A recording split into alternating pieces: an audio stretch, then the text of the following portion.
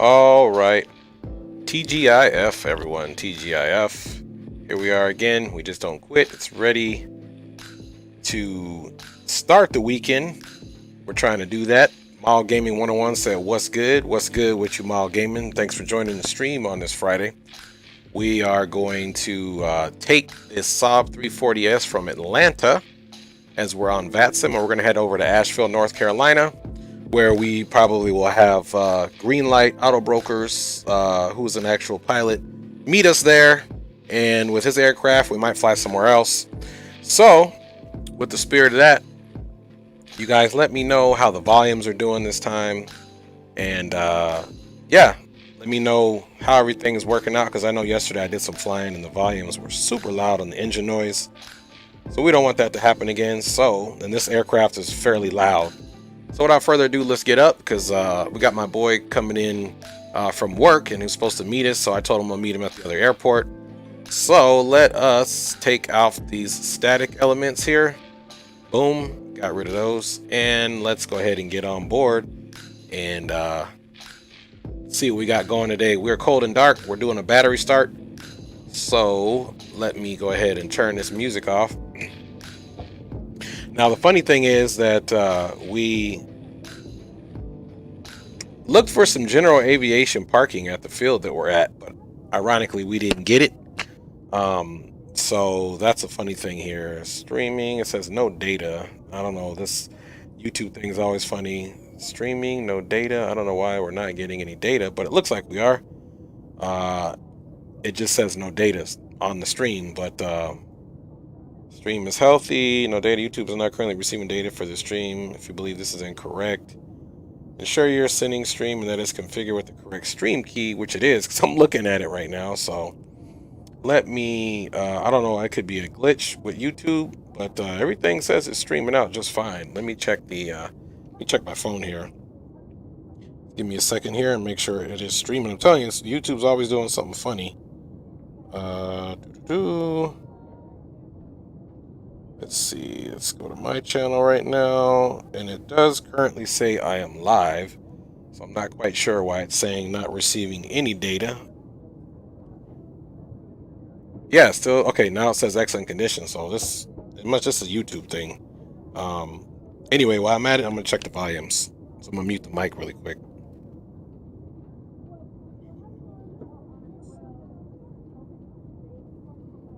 All right, not much of a delay because that happened pretty quick. But yeah, volumes sound good. All right, so you guys might have been hearing that doubly, so no worries. All right, anyway, let's go ahead and get this bird turned on so we can make sure our flight plan is filed. So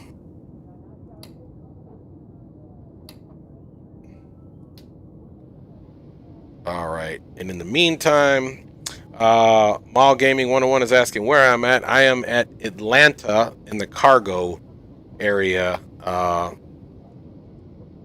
Let's see here. I'll give you a look right now. So I'm in ATL modeling. And let's go outside and I'll show you where I'm at right now. So yeah, there was no general aviation parking, so I came over to this cargo ramp in ATL. So I don't know which way is facing which way, but there goes somebody taking off. So I'm over here in the cargo ramp, Mall Gaming's by FedEx and all that. I'll tell you right now what side of the field I'm on. Let's see. Let's go ATL. I'll give you a shot right now, Mall Gaming, just in case you want to fly along with us. You can. We are. I'll tell you right now. So orientated towards the field, we are at the close to runway 8 left and 26 right. Let me show you. Let me bring it in. So we're here, Mall Gamings. If you're going to fly with us from this leg, we're over here at this cargo building on the north side of the field. So we're, I guess, northeast side of the field, closest to runway 26 right. So if you want to join, that is where we're at. And yeah, let's come on here and let me check, see what the actual. Let's see. Okay, cool. The funny thing is the ATL went offline, so there is no there's not going to be any ATC. That's fine. That's even better. So with that being said, let's get up and rolling with it. Can't hop on right now, sadly. Oh, and also I got Mall Gaming's 101. No, I was just saying if you were. I didn't know why you were asking where I was at, so that's the reason why I gave you kind of like where I'm at, in case you were interested in or available to do it. No, but it's all good. It's all good. I got you. If all you can do is chill back and watch and observe, that's cool too. You'll be on board with us. So, all right. So we're just gonna get right into it, guys. All right, we're doing plumber. Let's see. Oh, it's because I did it wrong. That's why. There's an M right here. There we go. Plumber to ODF. And then we're going to do Shug or SUG. Meet Shug. Traffic, Qantas 85 is 3 mile final, 26 right, full stop landing, Atlanta. All right, 26 right. That's where we're close to, so that's probably where we'll be taking out. So there's that. And then let's go ahead and just look at the weather. I'm going to start taking some advice from my boy Greenlight Auto Brokers, again, who I said is a pilot. I'm going to go ahead and look at the weather 10 miles out, inbound ILS, runway 26 right approach. Asheville. Atlanta traffic. And we'll figure out what that is. Let's see. All right, so in Asheville, it is modified VFR, winds are calm. Last landing was basically out of the south. And I've only landed here one time, a long time ago, so let's just take a look and see what runway looks like we are going to go land on. Especially if there's no ATC, we can pretty much stick with it. So we're definitely going to do the southern runway. There's ILS localizer runway 17, or we can even do the RNAV. Let's see where I can take the RNAV from. Okay, no! The ILS. You can definitely tell there's no ATC on because these guys are acting a fool. So we're gonna plan this approach from Juneau. So let's go ahead and get that in there. So load procedure, approach. It's gonna be ILS. Oh, that's funny. Okay, ILS 35. ILS or localizer runway 17. So apparently that's not in here. So with the spirit of that, let's do the RNAV vectors. Atlanta traffic, Qantas 85, clear of runway Let's 26 see. right. Juneau vectors. I'm just trying to look for something familiar here. Let's see. Weeks. Let me look at the RNAV approach. Might be. Perfect timing, Air Canada 848, short final 26 Okay, right. so if we come around the way I did, remember last time, we can take this approach from, it's the initial fix and the initial approach fix from ONZIC. So we're going to take it from ONZIC, peeps. And we're not going to activate it, we're just going to load it. Now let's go ahead and look at our flight plan there. Okay, plumber, ODF. Let's go ahead and look at the menu here so we can get a preview. So here at we're going to come up to Shug, and then we'll get on the reverse heading of the actual approach heading for the runway. We'll figure out what that is. We'll take this over here, ensuring that we stay above these mountains, which we need to at least stay at roughly. Okay, so we'll stay at least 6,400 feet. That's the intercept for ONZIC, and it also clears all these mountains here. So that's what we're going to do, guys. And let me just show you. Well, actually, I can show you right here. Let me check the chat out really quick here so I can check in. I'm just trying to hurry up and get out of here. Webcam is blurry, Dre. Oh, he says it's good now. Yeah, this webcam, you know, actually, let me do something here because it's always defaults to the autofocus feature, but now I'm going to definitely turn that autofocus off. Focus, boom. Now no matter what, it shouldn't do any struggling to get my focus in. If I do anything like this, we should be good to go. All right. So let me show you guys this approach, what I'm talking about here, and then we'll get out of here. This airplane is super easy to get up and rolling. All right. So let's change the airport here. Let's go with, actually, I'm sorry. So we do have ATC on here now. Okay, that's going to change the game. Pre-departure clearance, start. November 25 cleared to da-da-da. Let's get that back. So I lied, guys. ATC came back on. So maybe one went off and the other one came on. Oh, and this is just approach. Clearance issue. Plumber, ODF SUG. Jets maintain 10,000. Props maintain 4,000. Expect 15,000. So cleared. Departure frequencies 135 320. Squawk 04. Expected runway 27 right. Call at north-south end of ramp for taxi with call sign ATIS and spot number. Pre-departure clearance in. All right, so that's what we got for our pre-departure clearance. So let's go ahead and plug his frequency in right now. It's 35 325.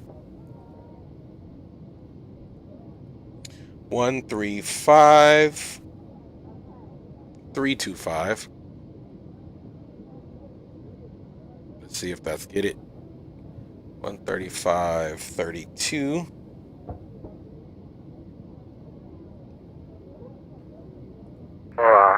Okay, that's it right there. When you're ready for taxi. Now, your guys' job is to let me know if my volumes get too loud, because last time my volumes were way too loud and I didn't find out until the second leg. So anyway, let's so we got our pre-departure clearance. I was kind of excited to not have to worry about ATC actually. All right, our squawk code is, wait for it, drum roll, 0417.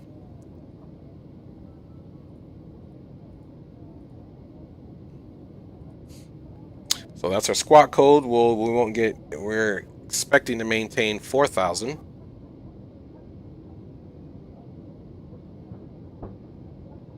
All right, now let's go ahead and get this thing started up. 554, turn on setting 360. So let's put our fuel levels into the start. 680, runway 26 right, clear to land. Clear to land, 26 right. And let's just look up top, make it easier for you guys. Boom, boom, boom. Everything else is good here. Let's go ahead. We got the nav on. Let's get that beacon on. And let's make sure all of our doors are closed, which they are. And Delta 107, heavy up. our ignitions are on normal, so we can just leave them there. Let's go to the right. Oh, you guys know what we need to do as well? Actually, I'll take that back since we're at this weird ramp situation. Let me get back on the chart for ATL. I don't know why I'm doing a bunch of this. We need to look here because I got you guys on board. So we're here. Let's come back to the map. Hey, Poppy. What you doing, buddy? It's my son. One of my sons is in here. Chilling. All right, so... 27s. Wow, he's going to give us a long taxi. He's saying we're leaving runway 27 right. That's way over there. We're going to actually ask for 26 right. That's all we need. Anyway, we can get pushed back with the nose to the right. 300, advise you of the field, 11 o'clock and 12 miles. Left to 300 and we got the field. Probably going to mess up first go around. We knew that. 554, clear visual approach, runway 27 left. Clear visual 27 left, Endeavor Flight 4. All right, guys. So here we are. And approach Hello Delta 107 on taxiway Lima. Delta 107, runway 27 right, taxi via Lima Alpha. Let me know if you Let me know when you're ready to go at the end. All right, beacon is on. We are ready now. Atlanta Delta 359 heavy with golf request clear scenario. He's saying green light text. I'm going to text him right now. Give me 1 second.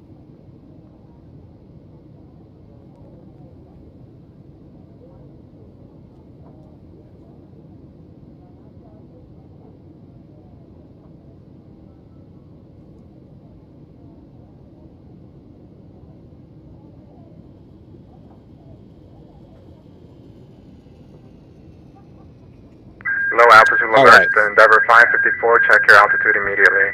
Yep, Endeavor Flight 4, reconnaissance. So we're going to get pushed back, but we're going to go ahead and start one engine so we can get a generator on, guys, because I'm fearful that the battery is going to run out. So let us get our seatbelt sign on. Doors and hatches are closed, and we're Get ready the to panel go. lights turned up. Center panels. All right, guys. let's go ahead and come over here. Double check, starting number 2 on the right side. We got that winch Area looks clear. adapter hooked up. Go ahead and let go of the parking brake when you're ready for a push. Let's do that first. All right, parking brake is over here.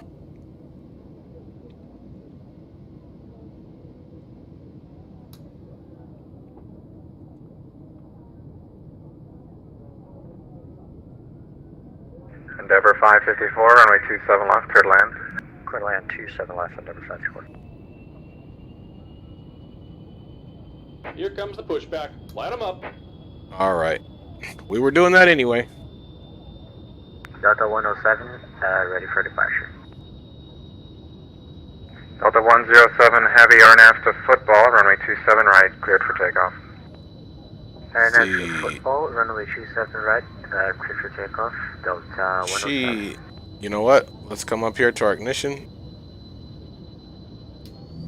There we go. I believe that was the problem.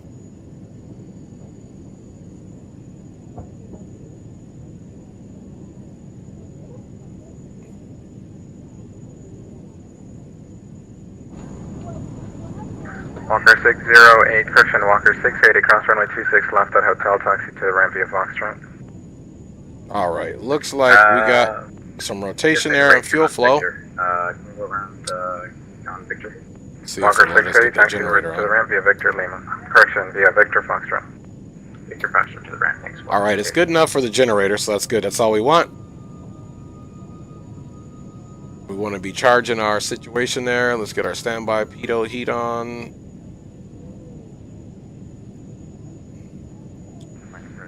So far we're doing good.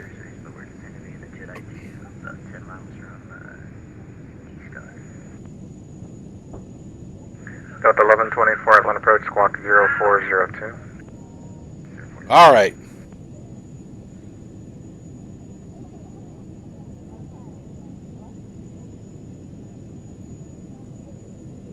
Delta 1124, radar contact 20 miles southeast of Wookie. Descend via the Jedi to arrival, runway 27 left, the See how he's got us pushing back. Can barely see us over here.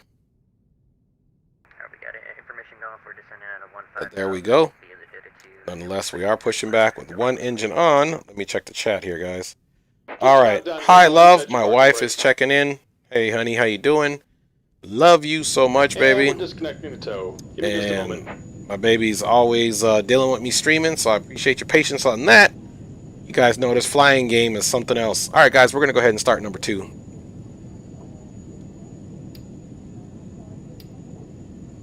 All right, we're going to get it on continuous, just to be on the safe side.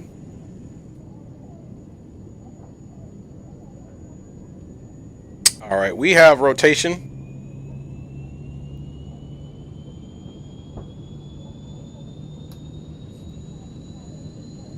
All right, we've got some good rotation there. And we're disconnected. Signal and pin on the left. Take it easy and have a safe flight. All right, let me check my phone. We're clear to number 4, parking ramp 4, I believe.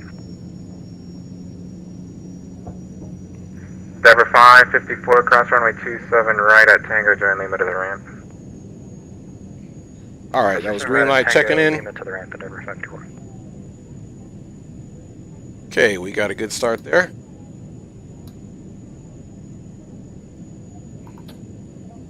Delta 107 Heavy, radar contact. All right, now we can go ahead and get our avionics on. 4000. Let's go ahead and reset our valves. That's now 2,000 feet and climb to 14,000. And we'll make sure this is on, reset. Delta Make sure that's on 107 Heavy, auto. say again your altitude, you said you're at 2,000 feet. Oh yeah, 2,000 feet. doing good, buddy? Delta 107 Heavy, thank you. No problem. What'd you say? Oh, the comments, yeah, that was mommy. All right. So we're good to go there. We got everything on. And now we need to get our flight director on. The man says, I'll be right back. I'll hop back on as soon as I'm back. Roger that. Mild Gaming, appreciate you. All right, guys, so we've got the engines up. Let's go ahead and bring that fuel up slightly to our minimums. So you're going to hear that prop come up.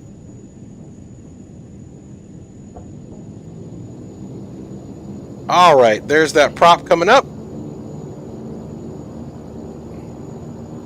So we can assume that, and we can get our transponder on as well,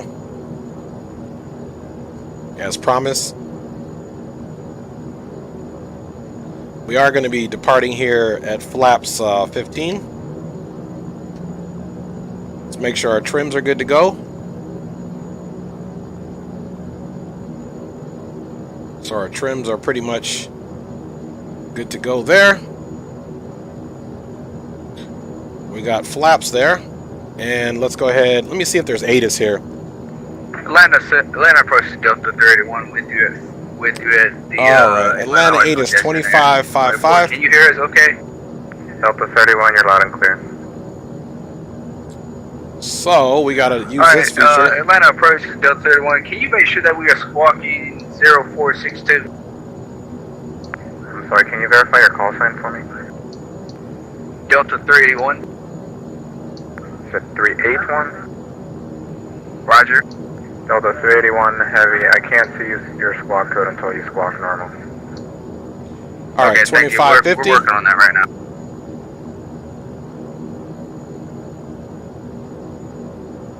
Let's see, 2555. Let me just double check that again. 2555. Yeah, that's it. COM 2.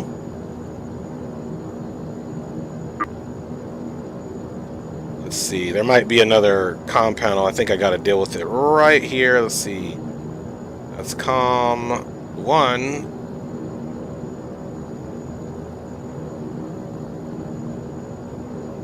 Delta 31 heavy. I see you on the right code now.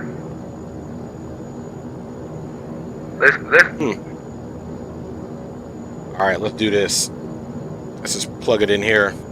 Say again for Delta 31. I show you on the right squawk. 26 right. Visual approach runway 27 left. North is 2 airmen. Operate transponder with mode Charlie on the ramps. Taxiway. Alright, Maul Gaming says he's back. No diggity. Advise on initial Hey, contact. let me know how the engine information sounds, call. the ATC sounds, and how I sound. Please, somebody let me know. Do a sound check, because yesterday the stream was way too loud. Atlanta 8 is information So we're on Alpha 11. We're in 01520. Golf. West 320 and 6. Visibility 10. Few clouds at 4,500. Few clouds at 25,000. Temperature 22. 2.17. Altimeter 3005. Simultaneous departures. Golf. Departing runway. Altimeter is 3005. Okay, because you should have crossed Wookiee at above 11 and Jedi at above 10, and you crossed both more than 1,000 feet below the altitude. Just maintain 8,000 for now. Alright. Let's go, guys. Here we go. Departure. Let me see. Boom, boom, boom. I'm just pulling up my taxi right now so I can see where. 902 heavy runway. Yeah, 27 we're right, gonna taxi ask via for Lima, 26 Lima right. Alpha. 27 right, Lima, Lima. Alright, so there's a few things we got to get on. We also got to get our CTOT Delta on. 8804 heavy, Atlanta, up. And Delta 107 heavy, Atlanta Get center this up. closed. Radar service is terminated. Change to advisor, frequency is approved. okay. Atlanta approach There we Delta 6661 over on the Delta ramp ready for taxi. We also got to get our auto course on, folks. Now let's also get our pitos on and our heats. Let's see. And the aircraft that Props. stepped on that other aircraft's readback, what was your call sign? Those normal on. Yes, Delta 6661. All right. And let's get our panel lights turned up too. Delta 6661, runway 26 left, taxi via Alpha, hold short of runway 26 right. Alright, over to 26 left via Alpha, hold short 26 right. That's for Delta 6661. All right. Delta 8804 out of 1414. Guys, busy. So we just got to wait here for a second. 1124 to center maintain 5,000. Delta 8804 heavy, Atlanta approach, ident. Meantime, let's go ahead and do our flight controls Delta check. 6661, did you copy your taxi Oh, instructions? this aircraft, don't forget, you guys got to take this gust lock off. So you got to remove this, push this back. Now the flight controls will be free and clear. Full forward. Thank thank you. Delta Full up, 8804 Heavy, neutral, radar contact, aileron left, to Aussie, descend and maintain aileron right, 9,000. neutral, It'll be runway 26 and let's go right, down here, Gatus rudder is right, golf. Yeah, line altimeter is 3005. rudder left, neutral. Golf and boarding on to 9,000 if there any way we could get 27 left. Delta 8804 Heavy, you can expect runway 27 left. 27 left, Delta 8804. 1124, fly heading Man, I can't even get a word in. 330. Landing approach, November 350 Kilo Tango on the northeast cargo. Pushed back already with information golf ready to taxi.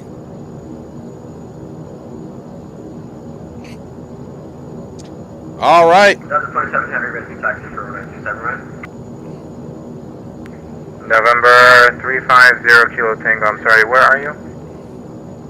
I'm at the northeast cargo ramp, already pushed back with information golf for November 350 Tango.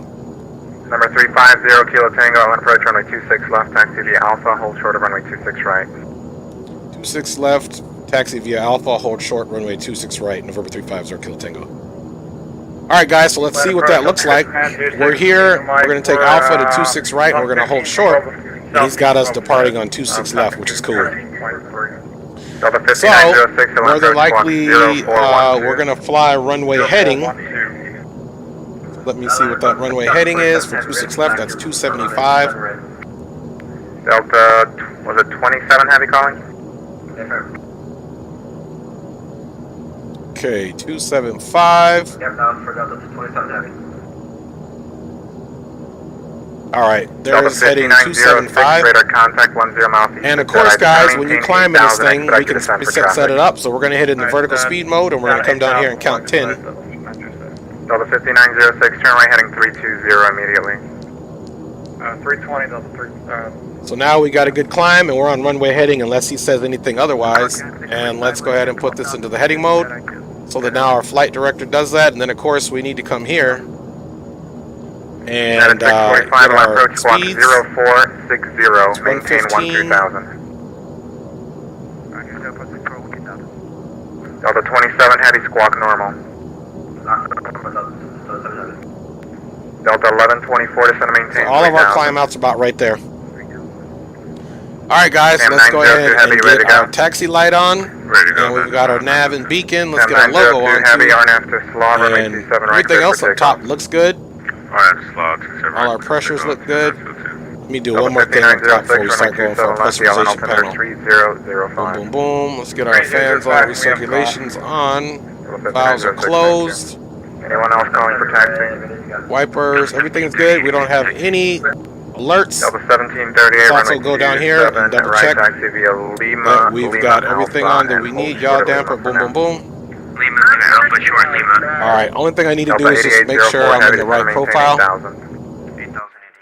I gotta double check one thing, because I think I'm hitting the autopilot button. Expect runway 27 left, descend and maintain 9,000. Alright, guys. Let me check the chat. We out. Ready to go. Delta 27 Heavy, runway Chat's looking 27 good. right, taxi via Lima. And we Lima are Alpha, out of here, follow guys. the company Airbus A359 coming out of ramp 8. Lima Alpha, we'll hold the... Park and brake is released. Delta 1738, continue taxiing. Continue, Delta 1738.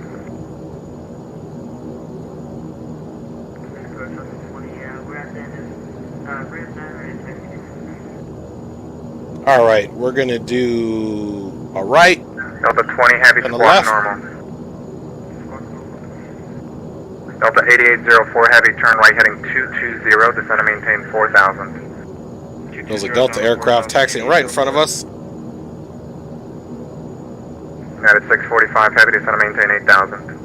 9,965 Heavy.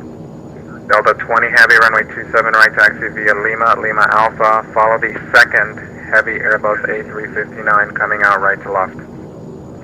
Alright, let's stop here and check the taxiway. We're good to go. Delta 1124, turn left heading 300, advise you have the field, 11 o'clock, 12 miles. Delta 1124, cleared visual approach, runway 27 left. Delta 6661, cross runway 26 right, continue taxiing via Bravo. I continue taxi via Bravo, cross 26 right, Delta 6661. Sam 902 Heavy, radar contact, say altitude, climb and maintain 14,000. Passing 2,500 up to 14,000, Sam 902. Flying time today, guys, is about 50, I believe, 7 minutes. We'll double check that as we get in the air.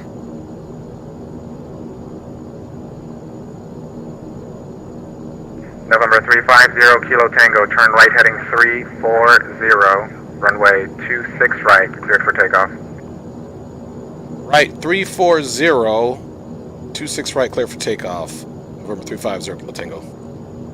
All right, guys, so And Delta 359 Heavy, short of he gave us 26 right, of course, which is Delta kind of what we 359 wanted. Heavy, runway 27 right, taxi via Lima Alpha. All right, let's get this taxi under control. Alpha, Delta 359 Heavy. Parking brake United is set. 645 Heavy, descend and maintain 5,000. All right, he said turn right, 340. Delta 5906, descend and maintain 5,000. Out of 5,000, I'll say 9%. All right, there we go. No problem. And now we can go ahead and get those lights on along with the strobe. Delta 8804 Heavy, Yeah. turn right heading 250, Make it happen. turn to localizer, descend and maintain 3,000. Delta 8804 Heavy, turn right heading 250, join the localizer, descend and maintain 3,000. 3,000, 250, join the localizer, 8804 Heavy. Delta 1124, runway 27 left, clear to land.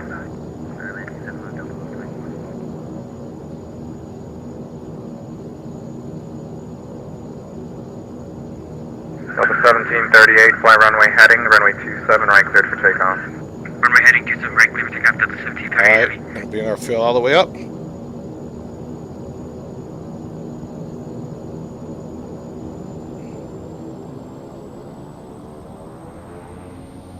Takeoff power is set.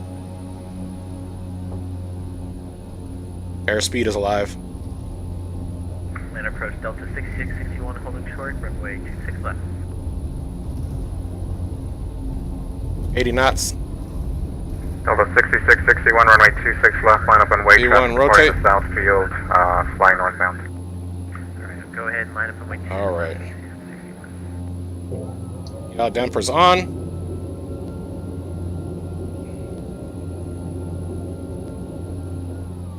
Gonna make a nice smooth turn here.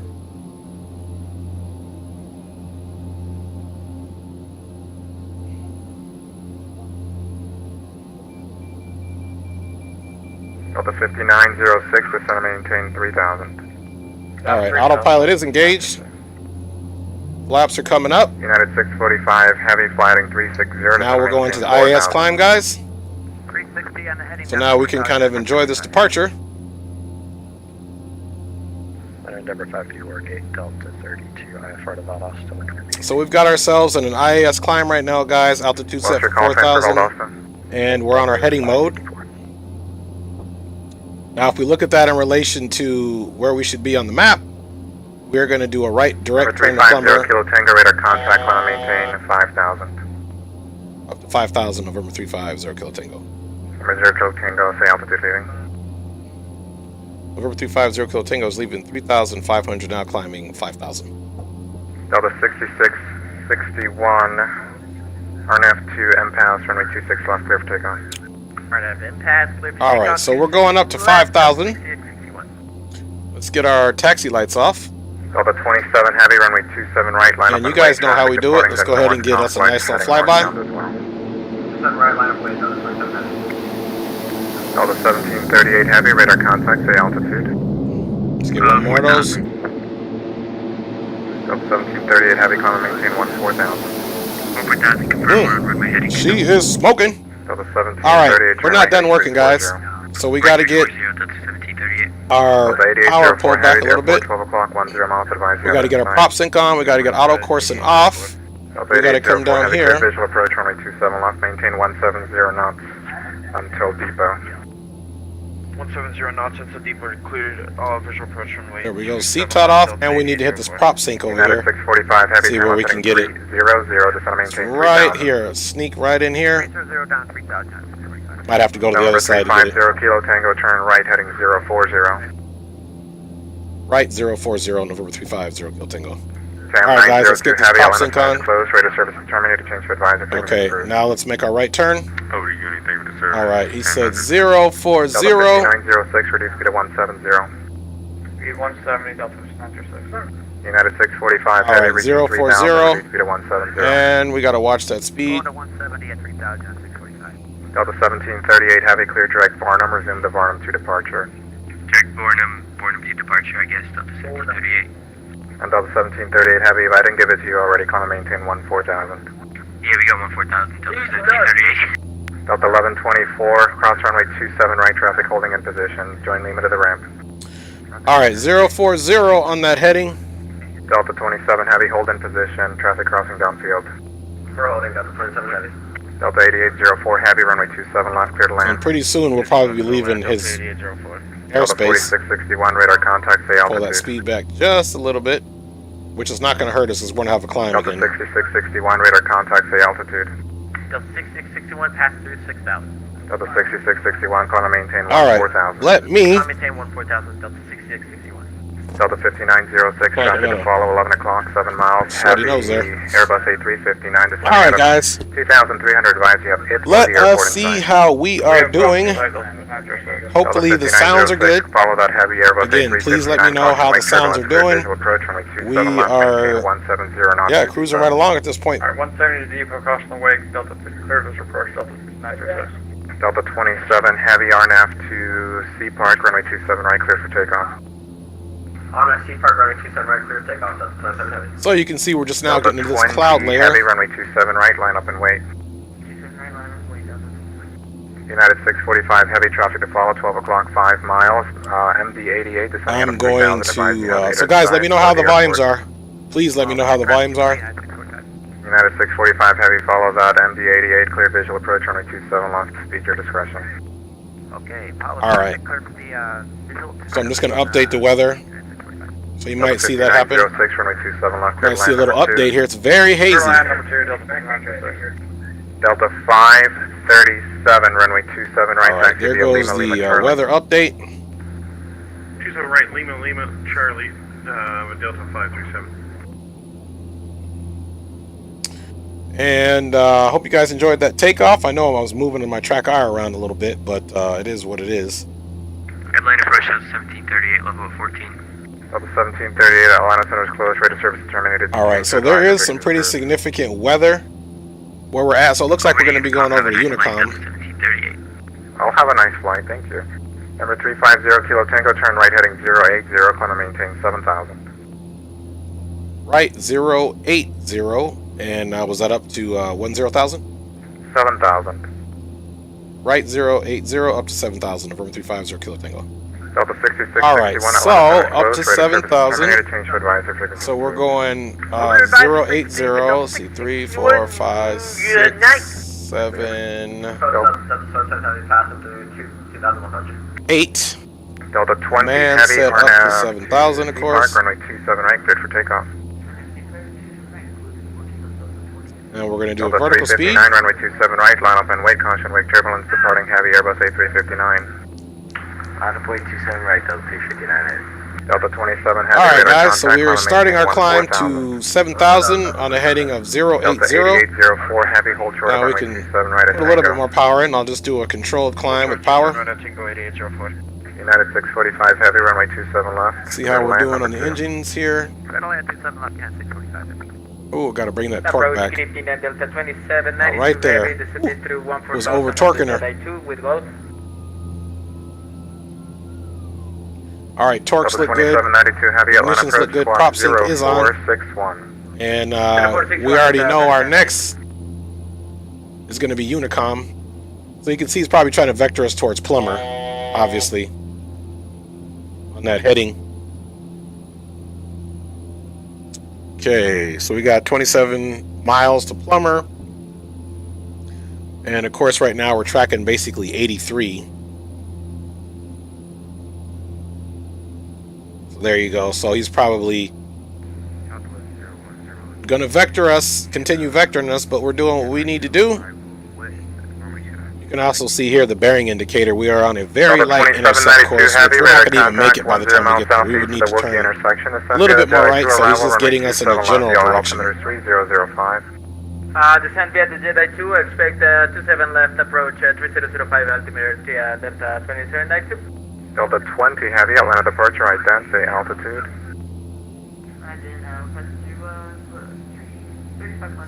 All right. Delta 8804 heavy, cross runway 27 right Check at my Tango, phone here. taxiing via Lima.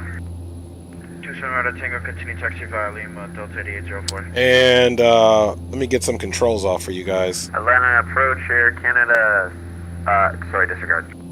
You guys don't need those for right now. Atlanta approach, 352 calling off. We are going to be taxiing to the whole short All right. for runway 27 right. Southwest 352, squawk watch that 0445. Just going to throw in a little bit more on the condition levers to see if we can manage that speed well. Southwest 352, squawk 0445. Now we're going to go back to the cabin. It's extremely loud back here. Delta 359 heavy, RNAV 2 C Park, runway 27 right, cleared for takeoff. RNAV C Park, cleared for takeoff, Delta 359. Delta 5906, hold short of runway 27 right at Tango. Got a cooler view right here. Seeing that prop? Look at that thing. Number 350 Kilo Tango, clear direct to Foothills VOR, Oscar Delta Foxtrot. Clear direct Foothills VOR Oscar Delta Foxtrot for November 350 Kilo Tango. Alright guys, so we're still staying in his purview, so now we're going to come here and we're going to go to the flight plan, and this is the foothills that he's talking about. We're going to activate that, and then we're just going to go up here and put the craft on nav. You can expect 27 right, and I don't... Now we're going to make a left direct to foothills. Stand by. During 2862, I stepped on you. What did you say?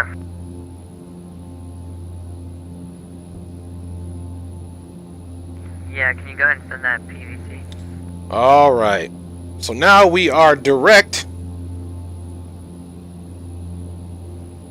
and if we just want to come take a look at our route, we're going to be direct to foothills, then we're going to come direct to the SUG VOR, and then that's when we Number 0 Kilo Tango, want to maintain 15,000. up to 15,000 over 350 Kilo Tango. Alright guys, so we're going up to 15,000. 5373 South, Gulf. Number 5373, Atlanta approach, runway 27 right taxi via Lima, Lima Charlie. Runway 27 right taxi via Lima, Lima Charlie. Inter 5373.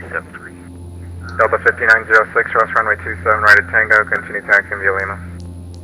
Alright, cross Houston right at Tango, join Lima to the ramp, Delta 6969. Delta 27 heavy, Atlanta center's closed, radar service is terminated, change to advisor, frequency approved. He's going to be giving us that soon too. We're going to bleed a little bit of speed here. Yeah. Check those Delta engines. 20 heavy, Atlanta center's closed, radar service Everything terminated, is change good to advisor, here. frequency approved. RPM's looking good. Props are looking good. Delta 359 heavy, radar contact. We just got to watch this torque. That's the main thing. Let's get a little bit better on the climb. I'm going to bring that torque up just a little bit. Delta 359 heavy, climb maintain 14,000. 14,000, Delta 359. There we go. November 350 Kilo Tango, Atlanta center's closed, radar service is terminated, change to advisor, frequency approved. Okay, we're going over to Unicom. Thanks for your service. Have a good evening. November 350 Kilo Tango. Okay. Alright, so guys, super professional monotone.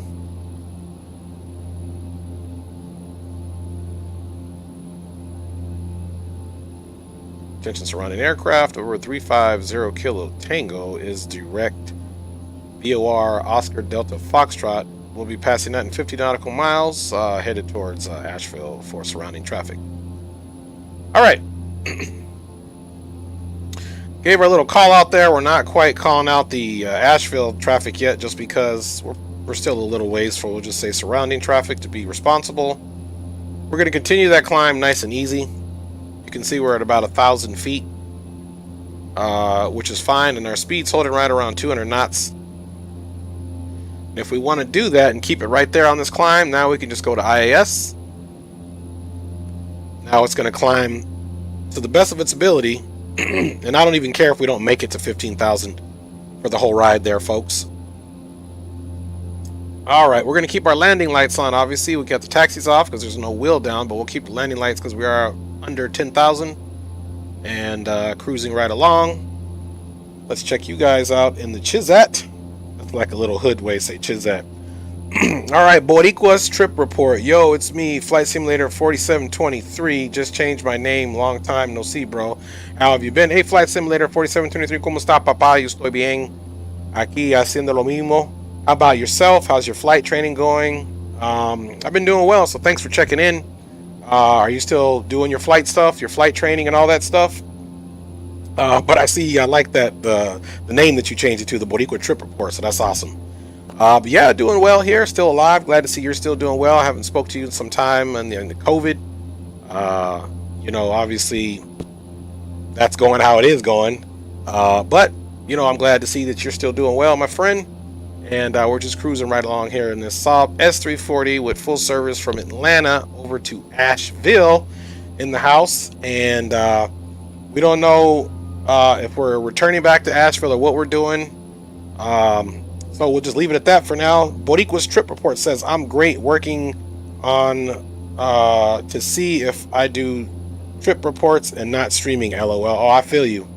Obviously, hence the name, but that's good, man. Hey, whatever, wherever your passion leads you. Brian Harris says, good to see someone flying the turboprops, watching from his house. That's what I'm talking about. His house, in his house, if you know what I mean. Yes, sir. Call me the #1 living room pilot. I'm right here. That's one of my childhood friends said that once he saw my streams. And he's like, hey, man, are you a pilot now? I'm like, nah, I'm a living room pilot. So he started laughing, you know. Of course, not discounting that it's the real. It's actually, you know, I think it'd be a little bit easier to be a real pilot in some of these aircraft because you got a co-pilot. So the workload is, you know, stretched out a little differently than it is.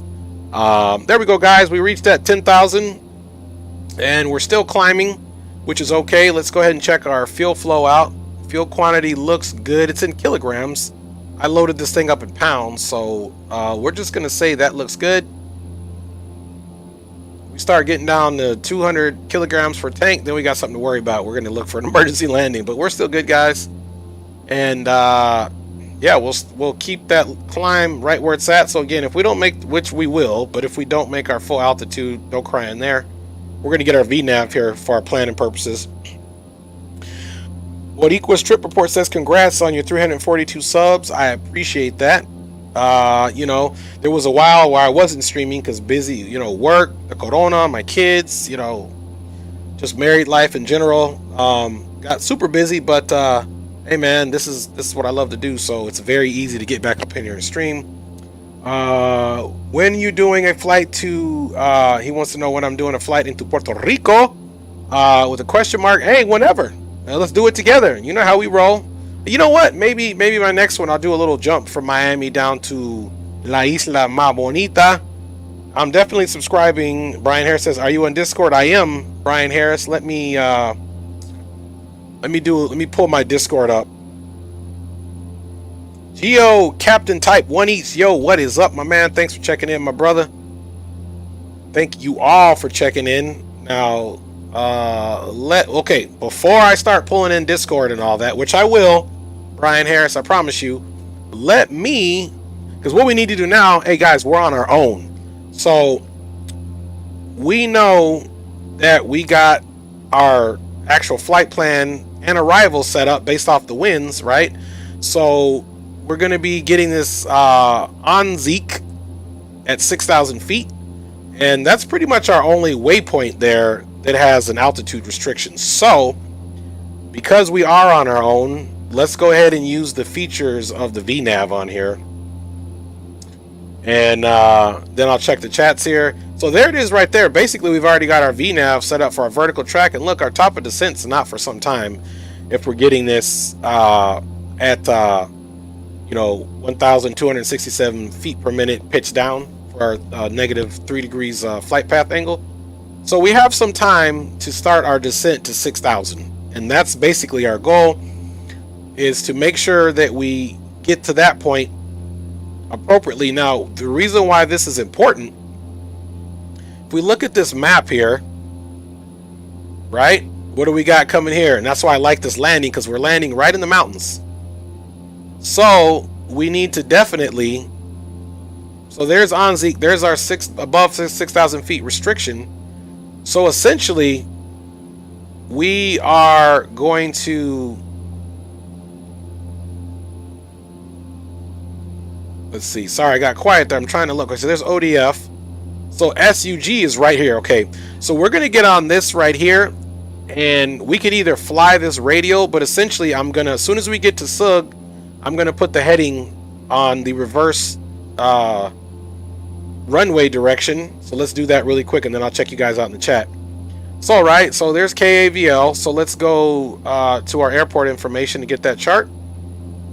So once we get to SUG, in order for us to be flying the opposite direction of our runway, which is runway 17, and this thing doesn't particularly give you the runway heading, and if it does, it's 166.5 degrees, so it's 167 degrees if we're rounding up. So the opposite to that, or I'll do you one better. If you guys want to know what the opposite, oops, there we go. If you guys want to know what the opposite runway heading is, so here's our RNAV 17. Let's get it into the full map. And they usually will give you the approach heading, see 167. So the reverse of that, which it doesn't give you, is, we don't know yet. We just need to add 180 to that. So it's going to be right around 3 something, 320 maybe. But I can definitely come over here and look at my approaches on my Navi graph here. Let me get you guys a view. Plus, let's check on that speed. You guys see that? We're still ever slowly climbing, which I don't care about. So our runway, reverse heading of that runway, guys, so that we can get back to the chats, is going to be 347, right? So let's come here now that we're in the nav mode, but let's get 347 planned in here. So there's 345. So about right here is 347, 33, 34, 30, 345, 347. So that's the turn we're going to make once we get to SUG. And yeah, I think our planning is all good there. Now let's check the chats as promised. I see you guys are busy tonight. All right. So Brian Harris says, Captain Geo, awesome community. And Captain Geo says, Brian, you know this brother here was at the expo, LOL. That's right, short brother, which Geo found out. Captain Geo says, sup, Boricuas. Captain Geo, yeah, Brian, we got to get rid of the disrespectful ones 100% for sure. Boricua's trip report says, Captain Geo, it's Flight Simulator 4723, just changed his name, just letting him know that. And he says, okay, what's up? And Boricua's trip report says, yo, get infinite flight. Now there is terminals clouds, and new planes even on A339, A220s coming soon. So let me ask you, what Boricua's trip report, what is infinite flight? I have no clue, never heard of it. I'm sure it must be something awesome, and just because I haven't heard of it doesn't mean anything. I'm usually lost in the sauce anyway. Let's check the weather at Asheville so we can make sure we got our altimeter set. Altimeter there is 3013. So since we're still on a climb, let's just go ahead and set it for our landing field altimeter. And right now the winds are still calm. It's VFR conditions, 10 miles of visibility, temperatures 18 degrees Celsius with a dew point of 17 degrees. Of course, you guys know altimeter 3013. And yeah, let's look at the elevation there too, guys. Let's check our map. Okay, we're doing good there. Once we depart ODF, let's get the distance that we're traveling to our next one. Wow, 62.8 nautical miles. So we got some rolling to do until we get to Sugarloaf Mountain. And then from Sugarloaf Mountain, you guys know we're going to turn left heading 347. We'll be doing some visual stuff, and then we will definitely either fly it visually and use the RNAV for a reference, or we will actually activate the RNAV. All right, guys, so there we go. We're still climbing ever so slowly. Let's look what our feet per minute is on our vertical speed indicator. Look at that, guys. At this speed, we're not even climbing at 500 feet per minute. It's more like 250. So, yeah. If I really wanted to fix that climb and get it a little bit better, we could reduce the speed.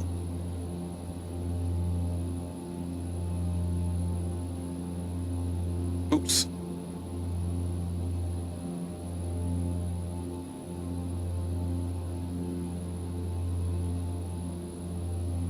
There we go. We're going to reduce it by 10 knots. You guys see that? So we reduced our indicated airspeed because that's the climb that we're in. And now, instead of pitching up 250, we're pitching up to 1,000 feet.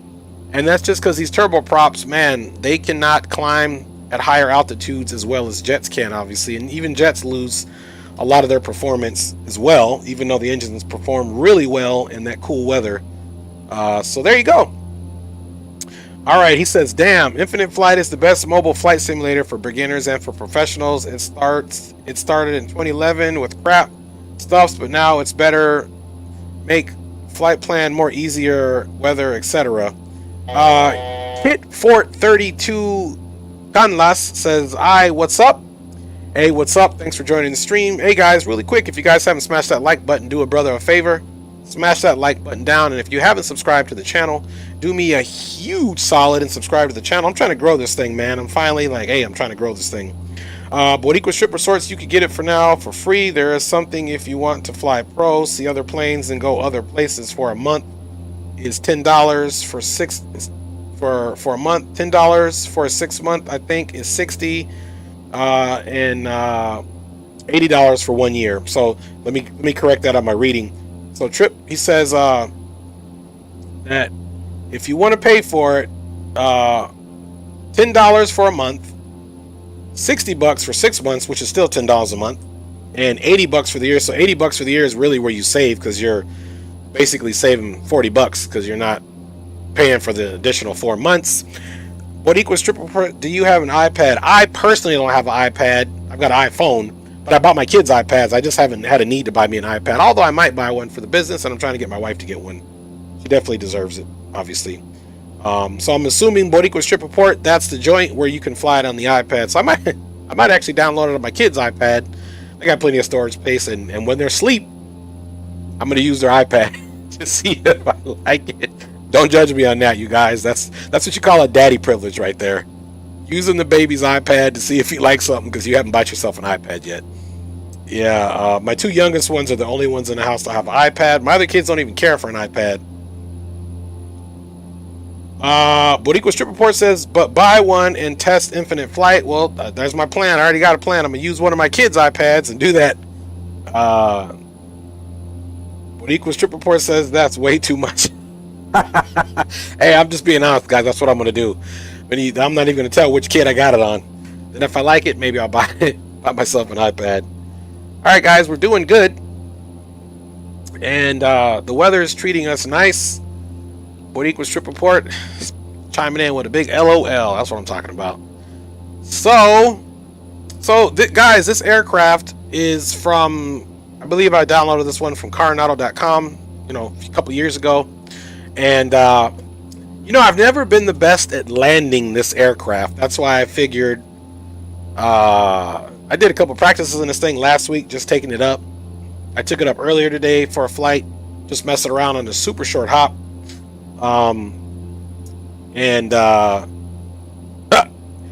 Kit Fort 32 said, or Conlas says, it's an LOL chain, so he's throwing in the LOL. So there you go. Anybody else want to jump on the bandwagon, throw a LOL in there, and we'll keep it going. All right, guys.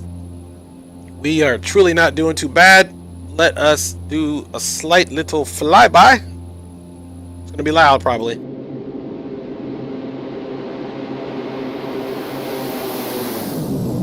You know what? I love jets.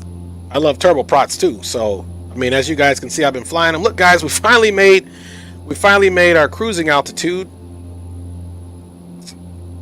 Let's pick up the torque a little bit.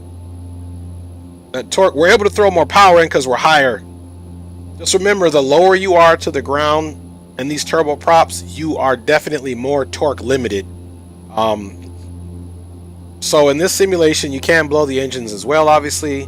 So now look at the torques, look at our temperatures, and the RPMs are still kind of blasted out. I'm just pulling the condition levers back slightly. Everything else is looking good, and I pushed those conditions back slightly, and we should still be able to pick up speed there, guys. So no worries there. Let's see how we're doing on our trip. So 52 once we get to sugar, it's going to get interesting. So we got about 52 nautical miles, or now 51.8 until we get there. Let's look at our VNAV profile. VNAV, we got about 13 minutes. And honestly, one of the things I forgot, which you guys know on my streams, I normally forget it. I forgot to even start the clock here.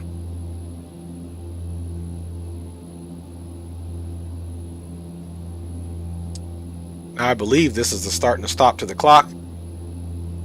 I don't think there's another clock on board up here. Yeah. So, shame on me. Let's look at flight timers and see if it actually started the clock here. Trip planning, field planning. For planning purposes only. So this is, I guess, you got to put all this information in. I've never even used this at all. But I'm assuming if you want to plan some stuff, I'm not quite sure why you would use that. I'm sure there's a reason that I just don't know of. Flight timers. Power on trip timer. So I doubt that we've been in the air for 57 minutes, which we haven't. I just looked at the stream time, and it's around the same time. So this starts immediately when it starts. So I should have. This is where I'm going to start timing this when I use anything with this GTN 750. So we don't know how long we've been in the air. That's my fault. I'll do push-ups for you guys later. But we still have our definite time to top of descent. Okay, guys, we have Kit Fort 32 says, do you play Microsoft Flight Simulator 2020? What equals trip report says, I want X-Plane 11 so bad. Guys, I could have gotten, everyone around me, my dad included, has gotten Microsoft Flight Simulator 2020, but because when it first came out, there was a few disparities in it, like the replay and very glitchy. I have not gotten it yet. My sweetheart of a wife keeps saying I need to go ahead and buy my new computer. I mean, we're good to go to buy it. I just haven't bought it yet, to be honest with you. And I haven't bought it yet, and I'm not going to buy it until I get my new computer. I'm still waiting on perhaps some more updates to it, if you will, but I am going to get it. To answer your questions, Kit Fort 32, I'm going to get it. I gave you the long one, but that's the answer, really. So, yeah, guys, we're doing good. Cruising right along, and I'm going to get some water here. You can see that weather updating. Got to stay hydrated, man. It's a lot of talking I do here. I'm normally a chatterbox anyway, so I always drink water. Maybe we visit your house one day, LOL, he says. Kitport says it's $79 for X-Plane 11. What equals trip report says, when I'll be a pilot, I want to be... Oh, what equals trip report says, I want to be a pilot, is what he is asserting there in the chat. Watching that speed creep up. Let's take a look at the VATSIM scope. And still no weather. Still nothing. VATSIM's still pretty busy tonight. And here, I'll come have you guys take a peek at it. So, okay. Here we are, guys. And there's Asheville. Look at that weather system right there. Right next to us. So, we're just going to be skirting it in some okay clouds, which you see the purple. So basically we're going to come up, we're going to get on our heading at 347, come a little bit, go direct to our initial approach fix, and then bring it straight in and hopefully have a decent landing. You know, all we can do is hope. So that's kind of the plan there, guys. What do you guys think? What are you guys doing this weekend? Let me know. Hit me up in the chats, the comments. What you guys doing this weekend? Where you going? Or what you're flying if you're staying at home? Like I said, there's people chilling in his house. So let me know what you guys doing this weekend. I don't have a whole lot of plans this weekend. My youngest children, 5 and 6, they're the latest to ride a bike, to learn how to ride a bike. My other ones learned at 5. around that age. So maybe we'll be doing some bike riding training tomorrow. Don't know if we'll be streaming, but we'll check that out. So that's my plans. Kit Fort 32 says he has fall break. Nice. Kit Fort 32, is that fall break from grade school or college? Let me know. I gotta sneeze. I'm gonna mute the mic here.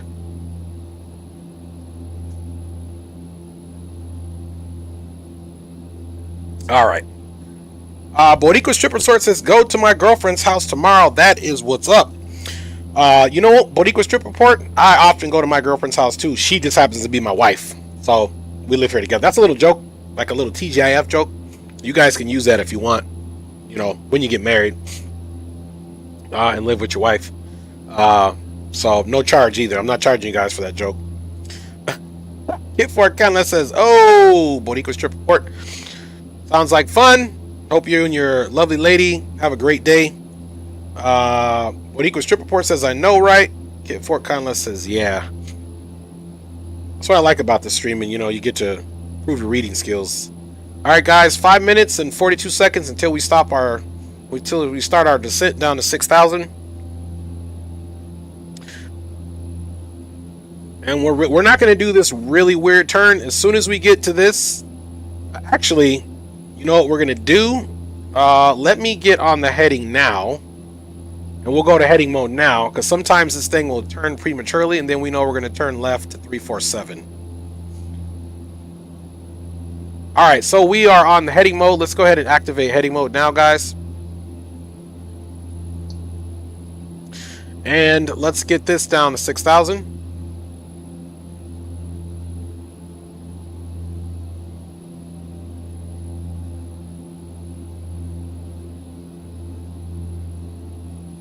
All right, so we got that all set up, and we can also get this ready to go in the vertical speed. So now all we got to do is essentially start messing with our pitch. And we're going to go down. Of course, we're going to have to reduce some speed, and we're going to get ready for an arrival.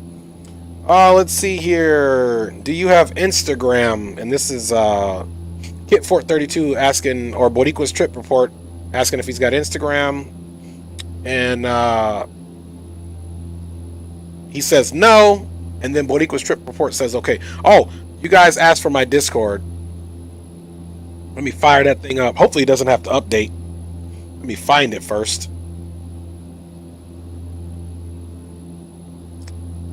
Let's see. You know what? I'm just going to open up my Discord online so it physically doesn't have to open up.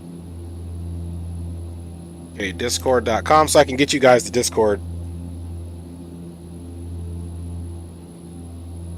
Okay, we're opening Discord now. Okay, let's go to my server. Invite people, copy. I'm going to put the Discord right in here for you guys. And I'm going to get better with Discord. I keep saying that, and I am, I promise you. There's my Discord for anybody that wants to join Discord. There you go. Don't say I didn't give you guys anything for Christmas. That's a joke. Don't take it personal. All right, see that? We're on a heading. And let's go look at our VNav.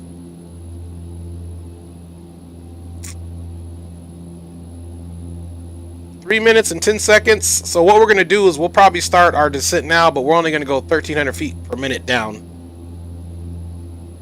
Let's get back on our map situation here so we know when to make the turn.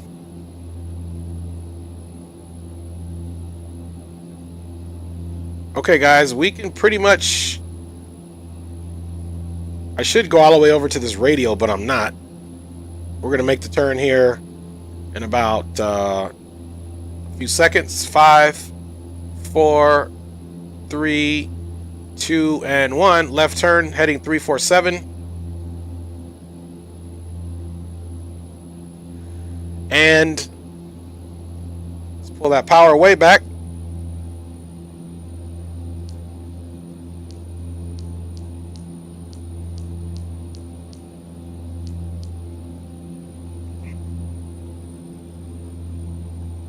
Power's getting pulled back. And we are starting our descent into the Asheville area.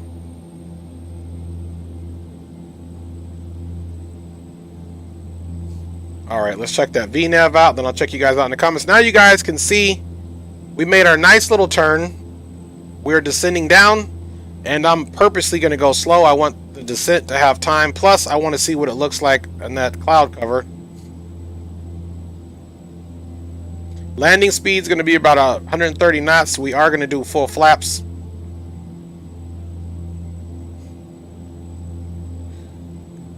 And you can see that that's coming in here right now. But we're going to leave it as is. What we can do actually is activate the approach. So let's come back into here. It's getting busy now, guys. And okay, activate approach.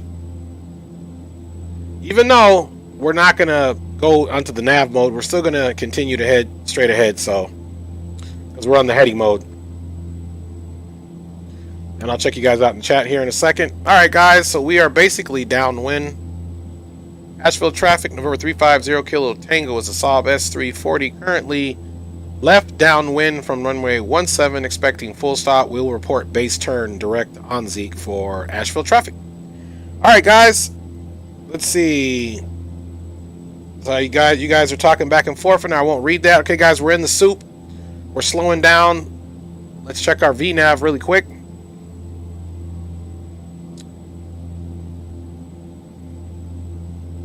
Oops.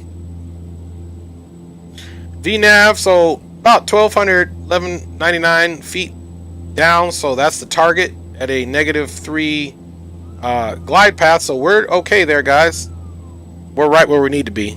So we're just going to keep flying nice and slow. I don't mind the slow speed because I want to get down. Let's get those landing lights on, guys. We're in the soup already. And when we get closer, we have to definitely turn our prop sync off. We have to get our CTOT to APR, and we have to get our auto coursing to on, guys. All right, let's just really monitor us coming out of the soup. Technically, we should be getting a visual of that runway if we were visual right now, which we're not because we got that soup that's blocking our view. But you guys can see that. We should be able to look off of our left side and see it, but we can't. So we are 10,000. We need to be there at 6,000. So we got about 4,000 feet to go. Our speed is looking good. Again, we are landing full flaps. Let's double check our flap extended speeds. We cannot start extending the flaps until we are below 175 knots. We are going for full flaps landing, which we extend that between, we'll be at 140 and descend that down. You can see at 20 we need 165, so we got to pay attention to that. Everything's looking good, and we'll get our condition levels to full and make that happen. So at this point, you know, because technically we're IFR, you know, which is a good thing, we're just going to really monitor ourselves here. Once we get a little north of Anzio, we'll come and I'll hit it on the nav mode and we'll get direct.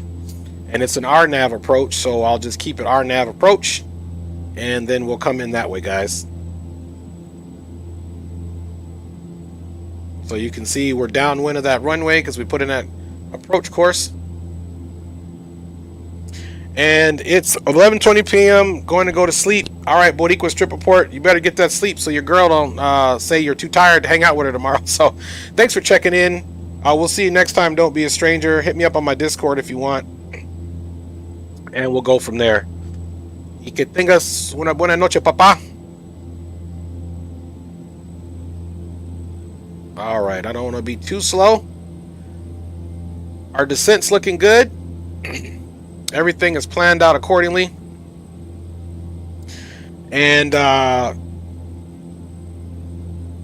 Kit 432 says rest in peace. Not that kind of rest in peace. Sleep alive. Well, Boricua Strip Report. There you go. All right, guys, so we are descending down. Boricua Strip Report says gracias. No hay de qué, papá. Que tengas una noche buena y te veo pronto, ¿ok? Que no estamos pasando tanto tiempo que no hablamos, papá. All right, guys, 7,500 feet and going on down. We are still in these clouds here, which would be a problem, but we did some pretty good planning. Don't let this line here throw you off. This is the actual track that we need to be on. So we're almost there. We're going to go direct to this Onzik here in a second. And Borico's trip report says sí. All right, papá. Tenemos acuerdo, pues. All right. 600 to go. Let's update that weather one more time. Altimeter still 3013. Winds are calm, VFR. So hopefully we land okay, because it looks like there's no other reason for me to not land this thing well.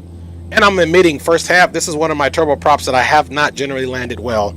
I have great approaches, but it seems like when I get to the end, it gets super floaty, even on a stable approach. So I'm just keeping it real. All right, let's go ahead and watch our power. We don't want it to slip down too much since we're level. Let's look and see where we're at, guys. There's Onzik. I think it's time to go ahead and do our turn. There's Onzik right there. So let's make sure. There we go. So we're going to activate that. We're going to go in the nav mode, as well as activate the approach mode. And now our runway heading, I believe, is 176.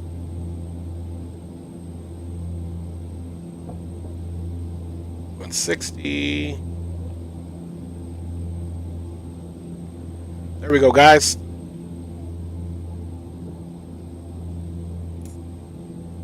All right, so we are definitely at the prescribed altitude. Speed is bleeding a little bit, but that's okay. Let's keep it kind of slow.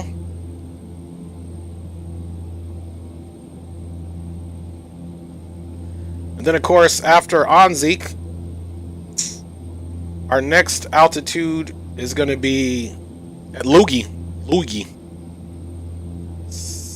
5,000 and 4,000. And there's Stas at the final approach fix. That's where we should definitely be on our 3 degrees down to the runway. So our next one is 5,000. So we'll make sure we get that in and just hit vertical speed to be on the safe side.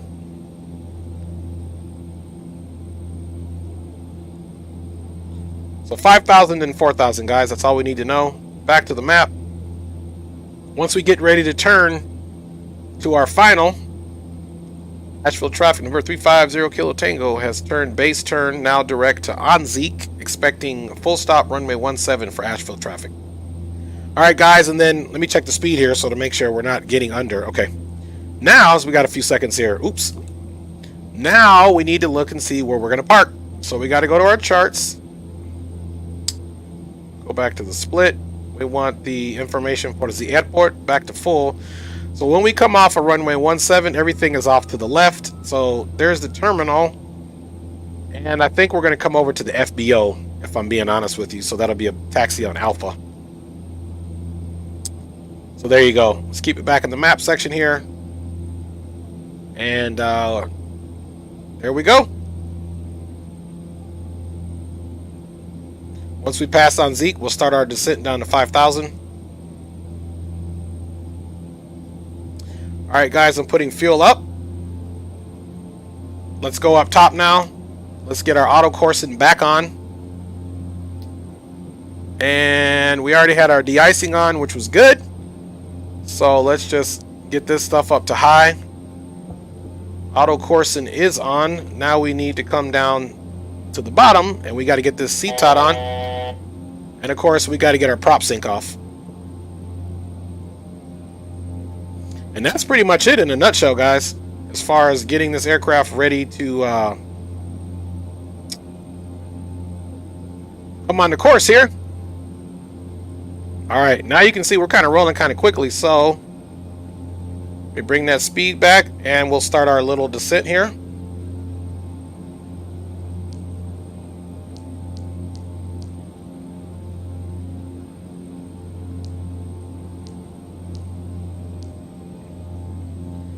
All right, so we're starting our descent down.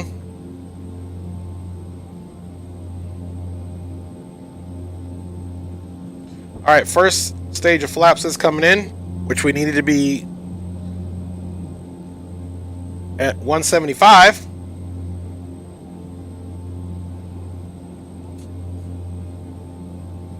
Okay, see that thing went into the procedure turn, so let's go, and I didn't even see that.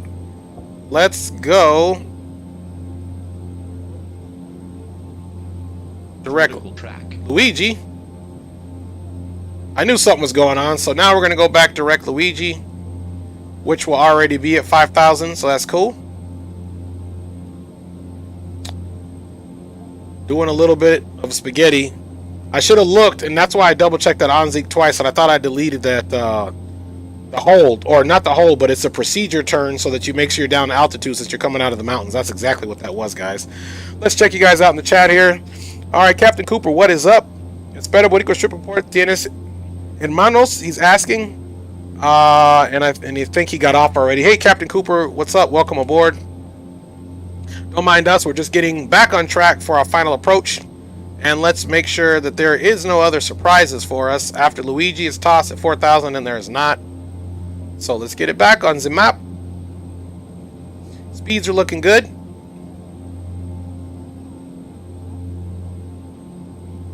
And we're at 5,000, so let's go ahead and plan the next altitude at 4,000. And boy, I do hope.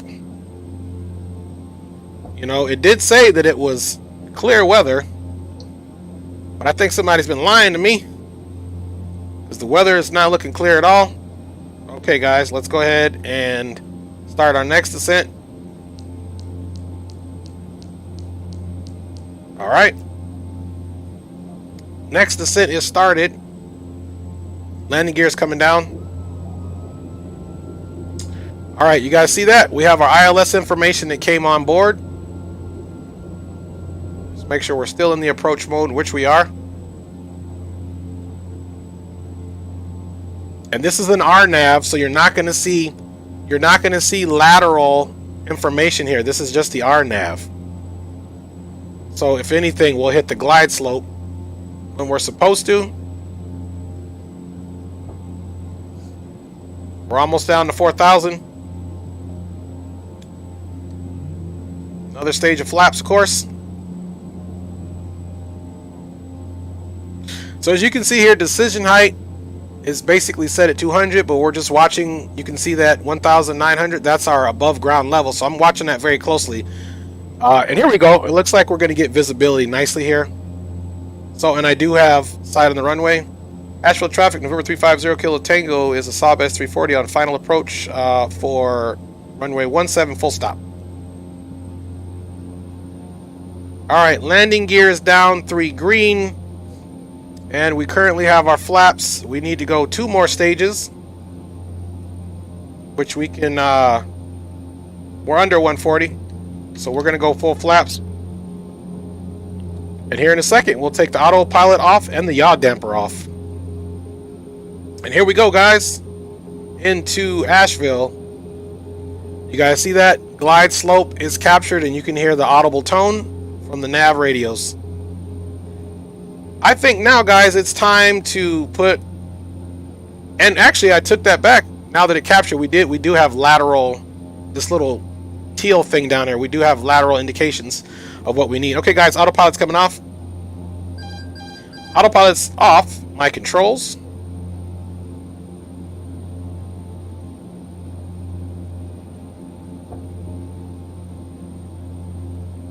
Get my leg fixed up there. Okay, guys, we got a nice little descent.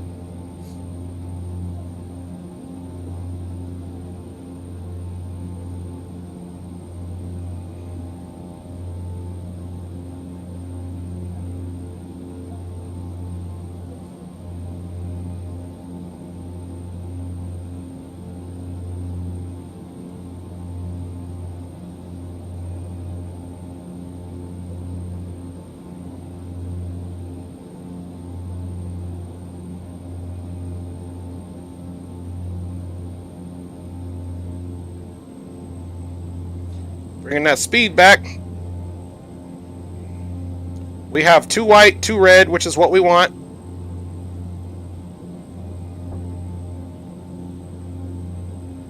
Just doing some trim play here.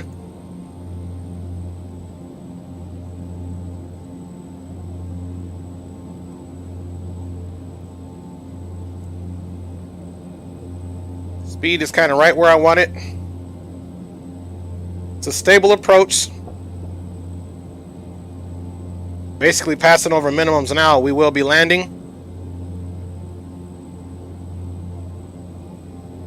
I am so sorry I didn't get you guys any controls on either.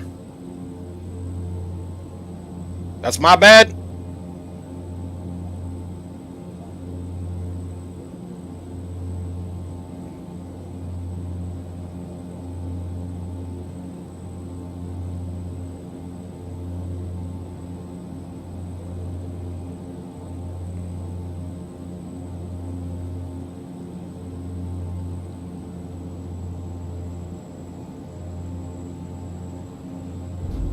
Oh, that's what I'm talking about. That was horrible. And that's the thing is, you know, I don't know if it's my point of view. I always do that. Hard landing, horrible landing. It's probably a shame on me for not having my controls on. That's why. That was definitely not the best landing at all. It looked good, and I always do that in this aircraft, so... We almost toasted the landing gear, but we didn't.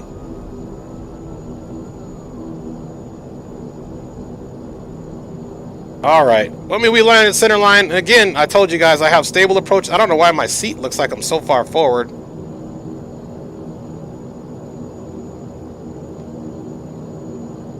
All right. I knew towards the end, I'm like, all right, I just dropped too much power. That was the problem.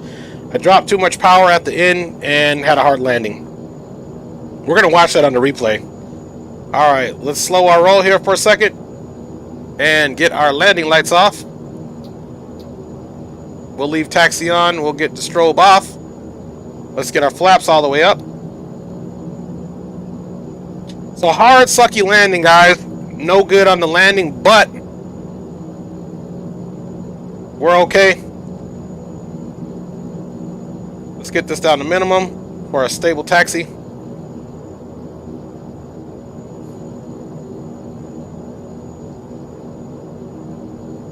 So we're going to watch why that was a hard landing. And it was basically, I should have held the power in a little bit more, but I reduced it. And the thing just dropped like a tank. Usually negative 600 is the worst. But at least it didn't say landing gear wasted. It just said hard landing. So I'm going to be the first to admit that was a horrible landing. Alright, if you guys remember, we're going to go to the FBO.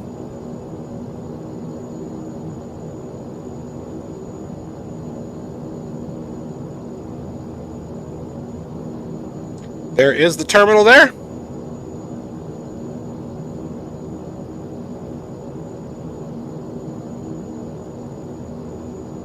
Let's get that auto coursing off.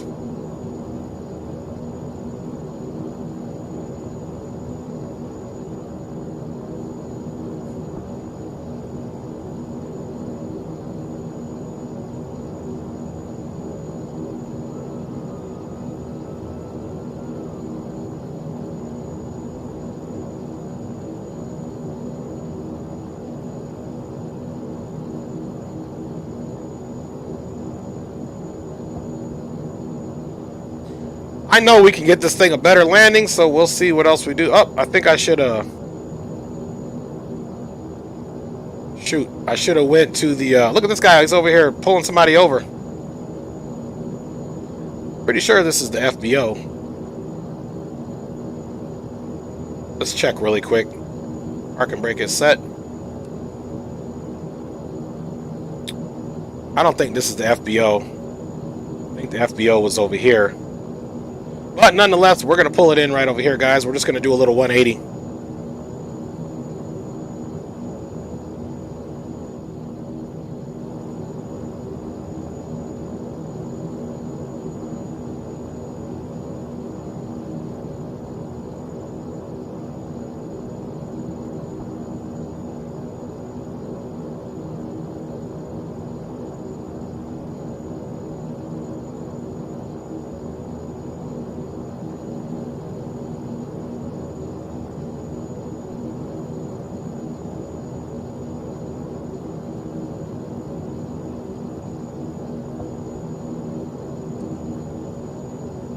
All right, parking brake is set. Now we need to get a few things off here. Got our seatbelt all the way off. And now we need to turn our avionics off.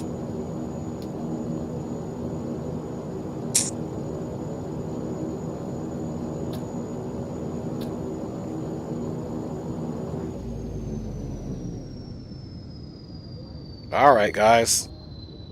Like I said, that was some very, very nasty business. Get this to standby on. You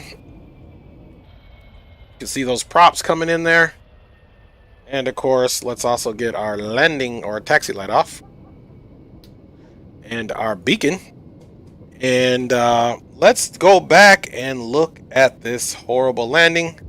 Hey man, you gotta take the good with the bad. So I know this is one of my aircraft, and you guys see I usually, you know, can land a bunch of aircraft pretty decent.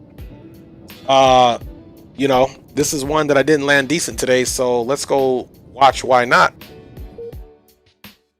Oops, yeah, I forgot to log off VATSIM. Sorry, VATSIM. Let's see how we tank drop this bad boy in here.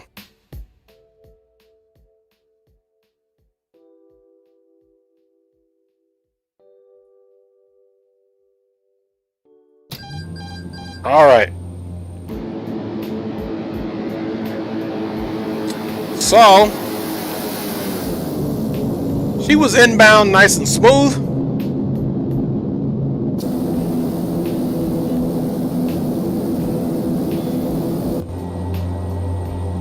She was doing her thing. Look at those pretty mountains out there. Very nice scenery.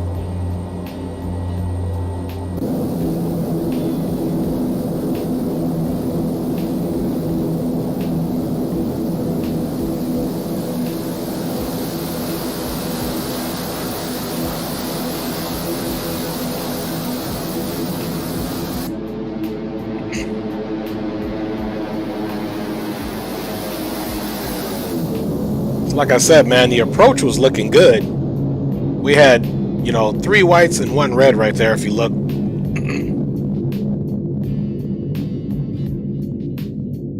But nonetheless, we tank dropped her. I don't even know why I came up with that saying, tank drop. I feel like when I drop that power and it falls out, it's dropping heavy like a tank. I guess that's why I say that. So, negative 540 something. Not my best work, peeps. That's all right though. Approach looked good. It may not even look as bad as it was hard, but I could be lying about that too.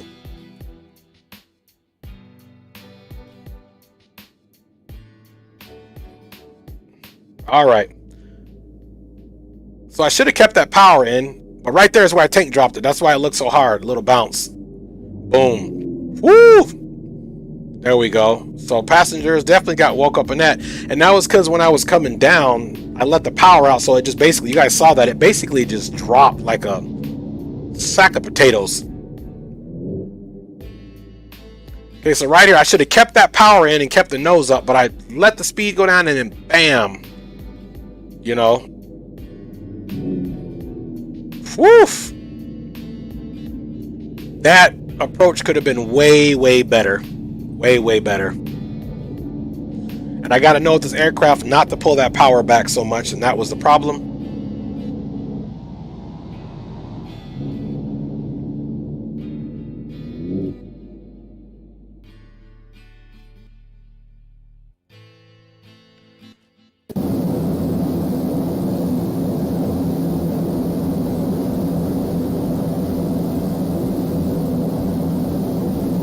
Green light says nice landing anyway. I appreciate your green light. You know, gotta take the good with the bad. Boom. Little bounce, like I said. You know, and there was really no reason for that to be like that, you know, so.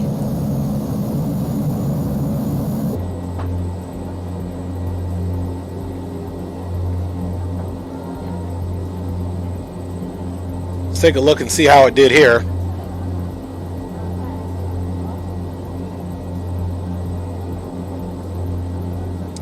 All right. Pretty nice view outside that window, though. I like the scenery over here in Asheville, North Carolina.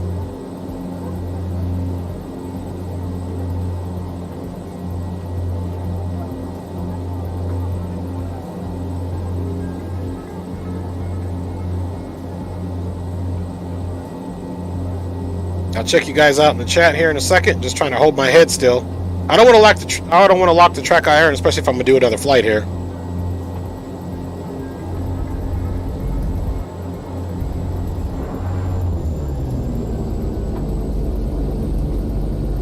So not too bad from the window. I mean, this thing looks like I have some pretty good shocks on it.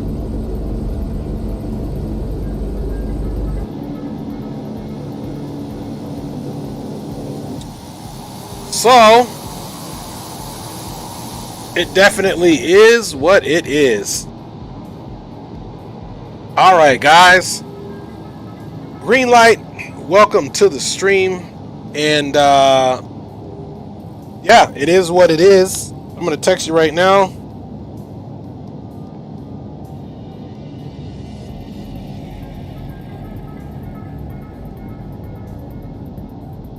Just kind of let it ride out.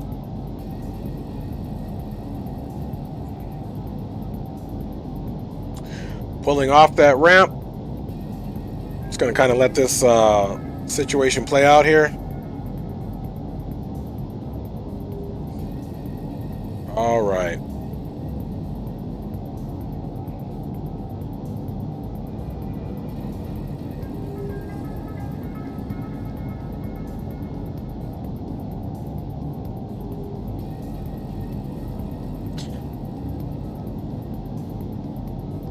And I am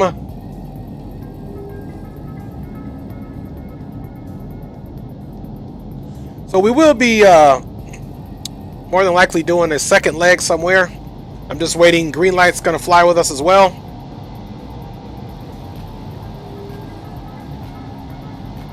All right.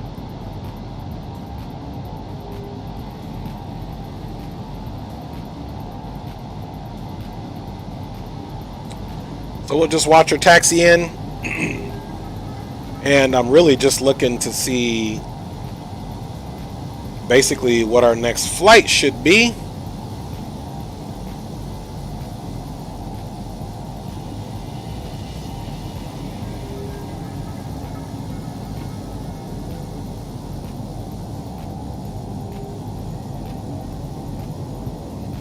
Just letting that ride out for you guys. So I'll be flying with a hopefully green light auto brokers on this next leg. Like I said, this first leg was a pretty good flight.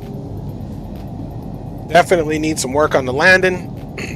But we got her down anyway. Realistic landing, realistic hard landing. It didn't say gear wasted, so it's just on the harder end of landing, if you will. All right, folks, I'm checking out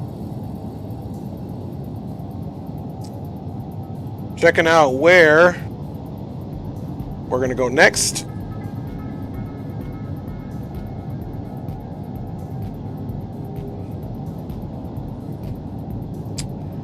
So I'm thinking we can do a little quick hop over to Knoxville, Tennessee, which is not too far from here for these little aircraft. That'd be a really short flight, less than what we just did.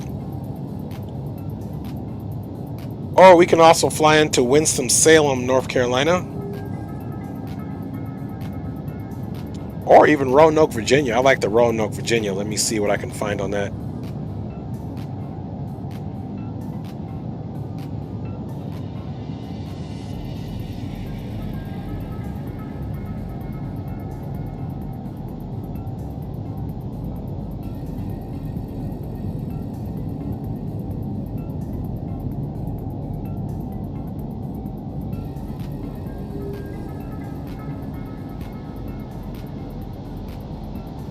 ROA is the IKO.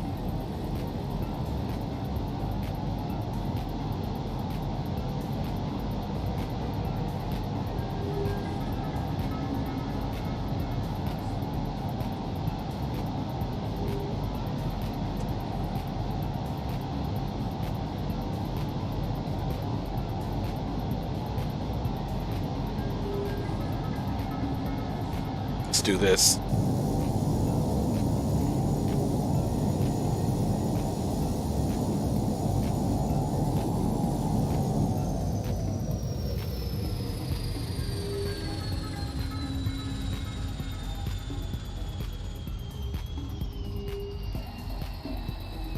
All right, guys, so that was the replay.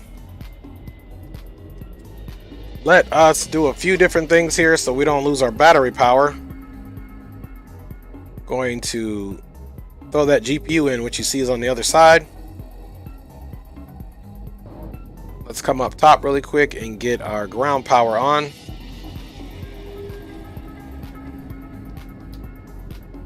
External power is on now, so we don't have that to worry about. And of course, let's jump back outside.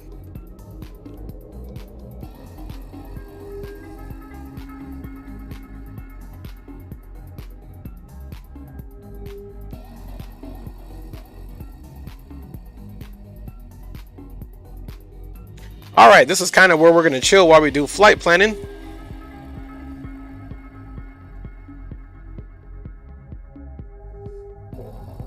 Oh no, what in the world? That's why I don't do replays. All right, guys, so did you guys see that? We'll just continue. And yeah, that's ridiculous that it does that. That is why I don't do replays. So no big worries there. Let's just put you in our right back screen and we will reload X-Plane. Yeah, the landing rate on that was -574. So let's go ahead and reload this. And yeah, we'll be reloading the aircraft and we'll be back with you soon. So not to worry there. We're going to keep the stream going. We just have to reload the aircraft. So X-Plane is going to do its thing. It's already starting to load up. Takes a little bit.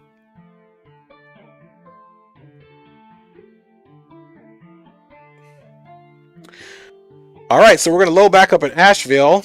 And literally I can't touch my screen yet because X-Plane doesn't like it when you touch the screen when it's loading up. So hang in there. We'll be back shortly. Just reloading X-Plane. And we'll get to our next wave, hopefully with Greenlight Auto Brokers. So stay tuned.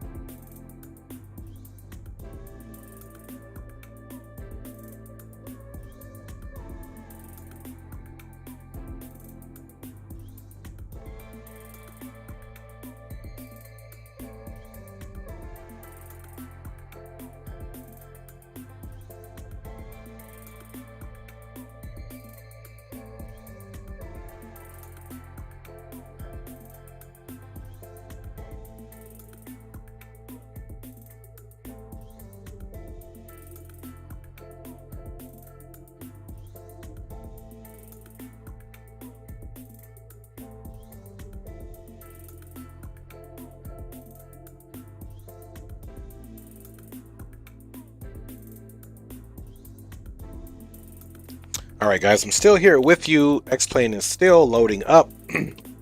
So we are literally just waiting for that to happen.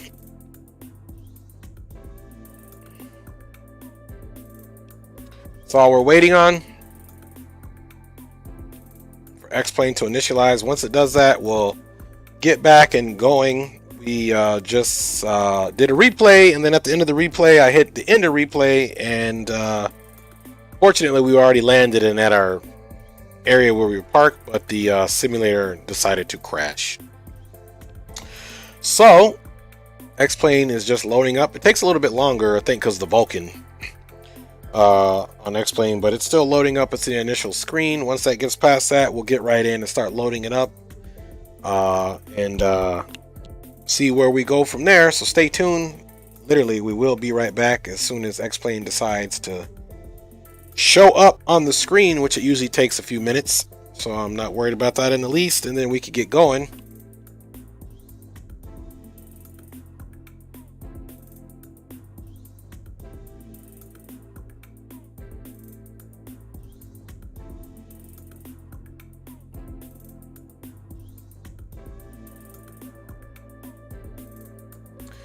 So she's still loading up. We'll be back ready in a second. And here, I'll just give you guys... Hope I didn't mess something up. I just clicked a different screen. And X-Plane for sure doesn't like that. So hopefully I didn't just mess something up here.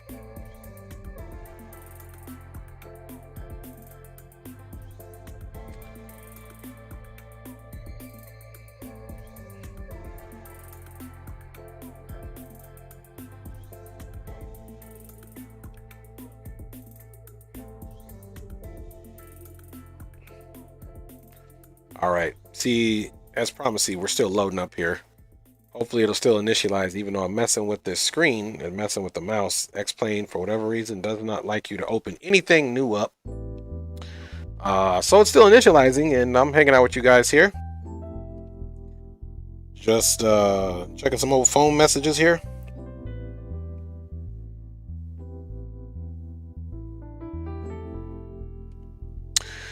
So we're planning potentially to go to Roanoke, Virginia.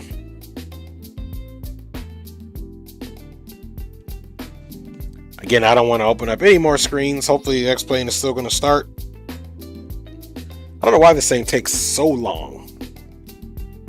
Nonetheless, it does. We just ride out to some nice soft tunes here until we get where we need to go.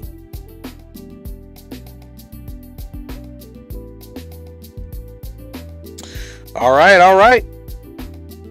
Come on, X-Plane, you can do it. There we go. As promised, we back in it.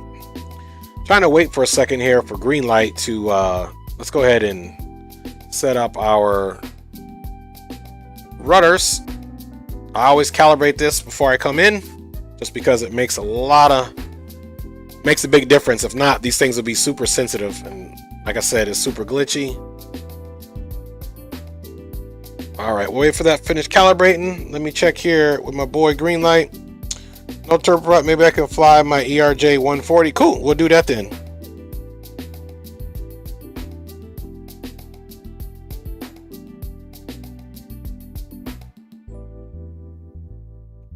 So on this leg, we're gonna fly a jet. My boy doesn't have a turbo prop, so obviously he's got some jets. He can't fly quite as slow as I can, so we're gonna pick a jet and pick where we're gonna go. So with the spirit of that, let's choose our destination together. All right, here you guys are. I use Pilot Edge screen for this a lot. So here's Roanoke, and here is Asheville. It's right here. So here's Asheville and Roanoke. But now that we're doing that, we can probably do maybe Asheville back to Atlanta. Let me ask him. Let's see, where should we go? Where we are here in Asheville. Where should we fly to, guys? Any suggestions? We got Norfolk, which I haven't flown into before. Or we can do Asheville over to maybe St. Louis. Let's look and see what we got.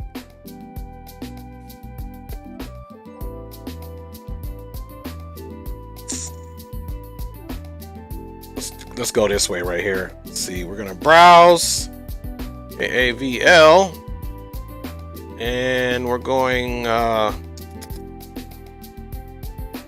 to, let's see, St. Louis. Let's see what that looks like.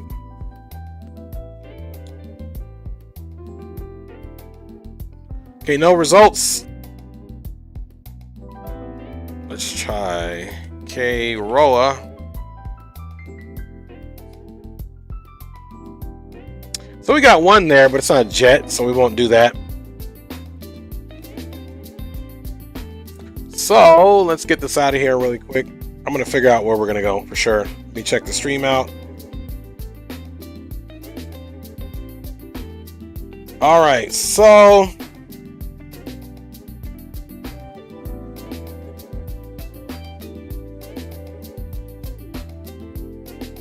let's try Norfolk, Virginia.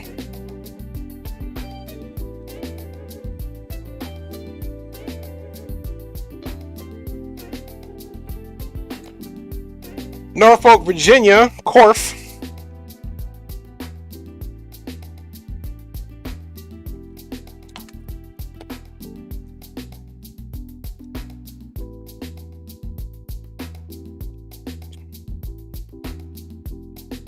And if none of these airports work, we're just literally gonna make our own way there on a fictitious flight.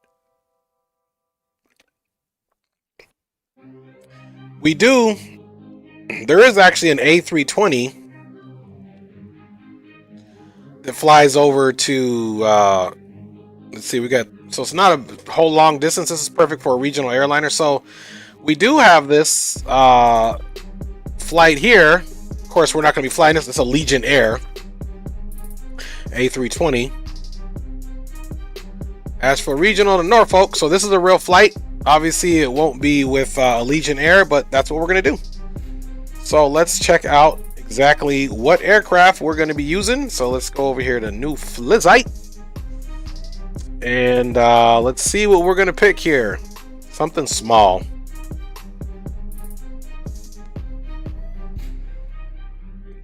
Something small and fun to fly.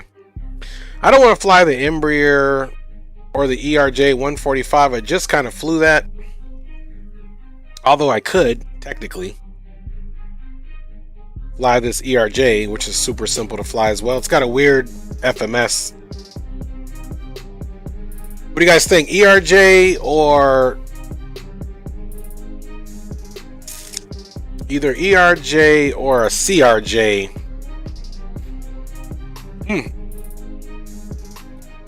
Let us take this one. See, Delta, Lufthansa.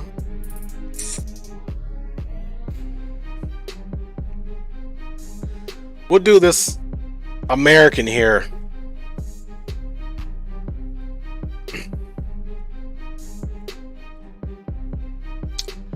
All right, so we're gonna do an American flight. Why not, right? We'll choose gate 2. And let me get this flight programmed in here before I hit start so I can see exactly how much fuel we need so we can just load in with the right fuel. Okay, we're going to be American Airlines 318. Go to, what was that code? Corf.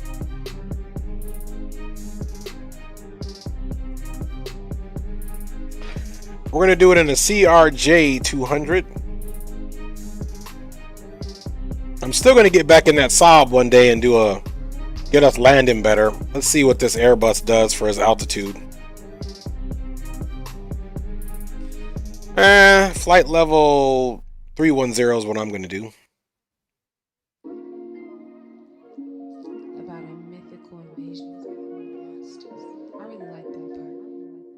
310, throw in an additional 500 pounds of fuel. Let's see. Sugar Mountain, Raleigh Durham, and Drone 2 on the arrival. Let's look and see.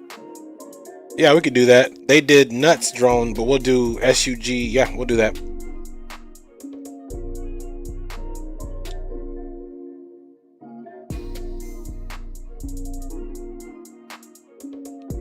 Check the old rusty dusty phone here. Should be getting ready to go here anytime.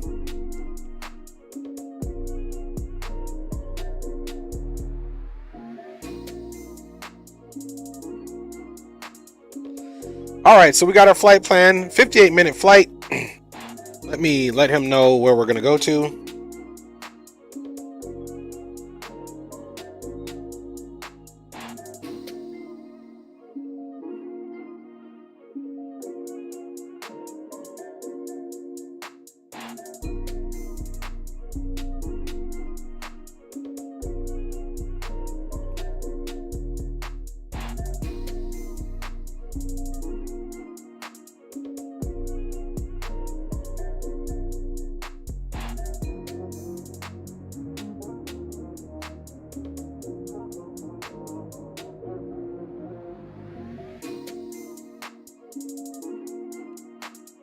All right, green light's almost done what he's doing. He's going to be loading up. So we're going to be loading up gate 2. We need 6,112 pounds of fuel.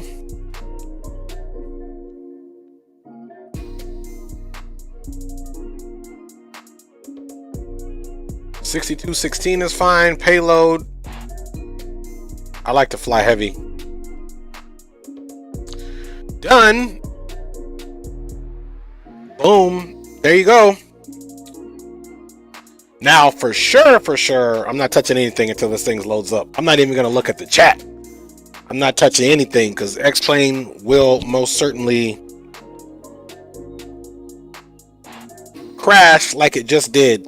The whole reason I don't do it is the reason why you guys just saw on the stream is that when I decide to do it, it crashes, man. I guess why that's going on, I can get my trusty headphone back in my ear. Because I'm not touching anything else on this computer while X-Plane is loading up. So if you don't have X-Plane and you get X-Plane, that's the one thing to know is not to mess with anything else if you're loading up X-Plane. Don't do it. Just don't do it.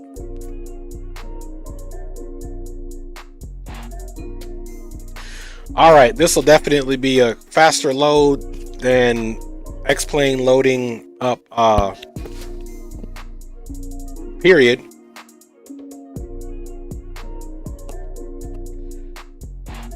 So we got one more that's a jet, and we're gonna come back to that turboprop in another stream, and we're gonna get that thing landed and done correctly. Now here's another thing about this aircraft. I haven't streamed this one in a while either, so let's see exactly how we do. I'm gonna get that Saab. Like I said, each aircraft I can land most of them well. I mean, you guys see how I roll. There we go. Let us get our track IR connected to the server. Okay, so we are all loaded up. So first and foremost thing you want to do with this aircraft is you got to come up top and get the battery on. Then you got to come down here to the menu, and we want to go plane menu, and we want to get that external power on. And bada bing, bada boom. Nav is on. Let's arm those emergency lights. And let us get rid of this awful sound. Let's get rid of that horrible looking, oops, example of a first officer. I'm trying to get this armrest up. I guess the armrest hasn't come up, but we definitely need him out of there. So we're also going to get this, the IRS is done. So nav, and we'll get our yaw dampers on. Bada bing, bada boom. Oh, and of course, in order for the nav piece to work, let's go back to our MCDU index. Let me check you guys out in the chat now. All right. Here we go. FMS 1. Position and initialization. We are at Asheville, KA Victor Lima. Boom. FMS position. That one's 32. So let's just copy this one then. Bye, y'all. There we go, guys. So we're letting that initialize right now, and we are going to be out of here soon enough. Now this thing, this format, and I don't know if when the plane did an update, this thing always comes in the wrong format, so we got to turn that to where it's basically like this. Otherwise, what's going to happen is you are not going to see what you need to see. Okay, FMS, there's no flight plan, that's cool, and there's no plan in here, so that's cool. So right now everything is cool. Now this aircraft does require a little more work in terms of, you don't get like some of the other jets, you get, you know, the V speeds all programmed there. Not this one. You literally have to come in and do it yourself. So I'm just going to pull that up. You got to go into the documents that came with the plane and do it that way. See, this is the CRJ 200 manuals. Let's see, manual pilot handbook. Let me do pilot handbook and see if that's the one. Okay, pilot handbook is the one, guys. I'm going to share it with you guys right now. But first and foremost, we got two things to do. We need to see how much we weigh. That is very important. 52,091 pounds. So 52,091. Let me write that down. 5209er. And of course, we can also log back onto the VATSIM network.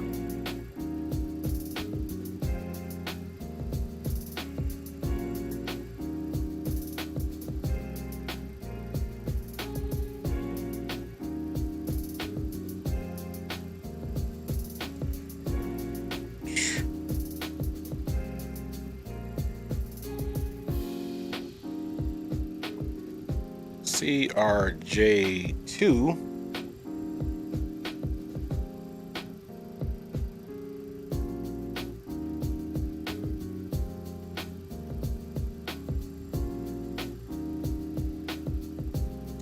All right, we are connected to VATSIM.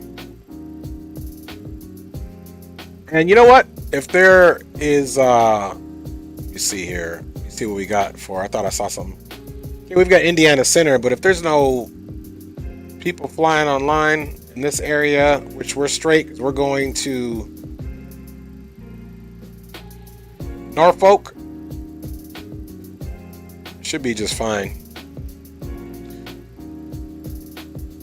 Okay. All right.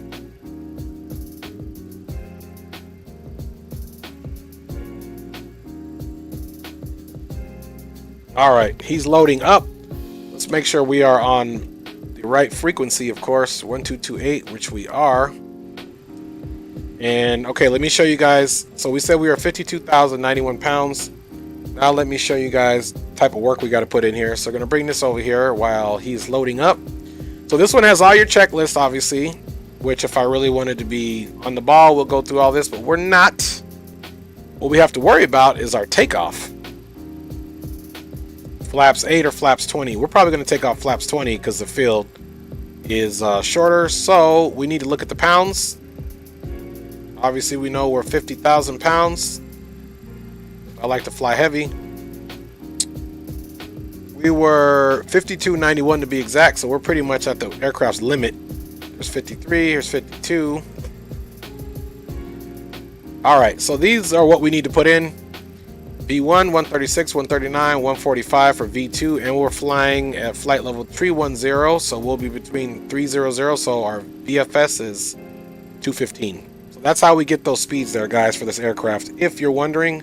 And if you're not, well, I just let you know anyway. So that's where we come back down here.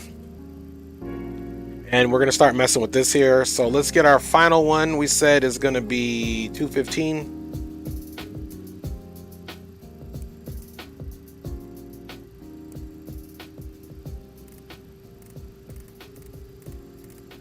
All right.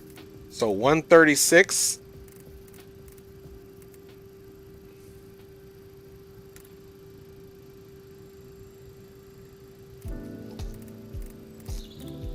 $139.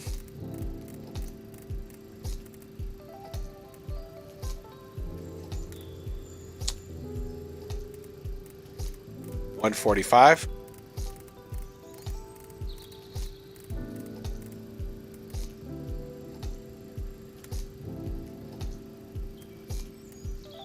Okay, now we have to come back over here and select this, and this will do that bottom number, and that's 215.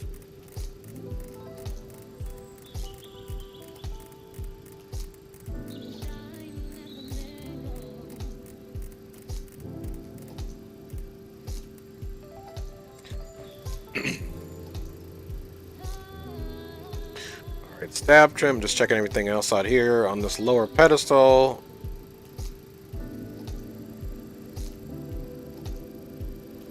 Alright, dada ding, dada doom. Alright, let's come in here now. And let me check the weather again for Asheville.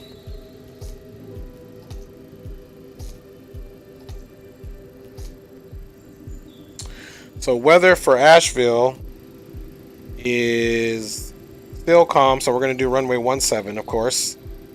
And altimeter is 3013 still.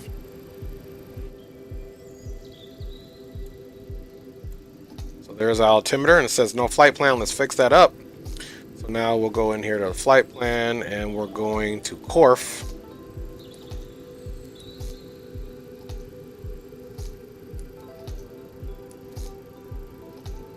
Distance is 319 nautical miles, so it's going to be super quick. Let's do our departure and arrival. We're departing here at runway 17, but we're not doing this situation.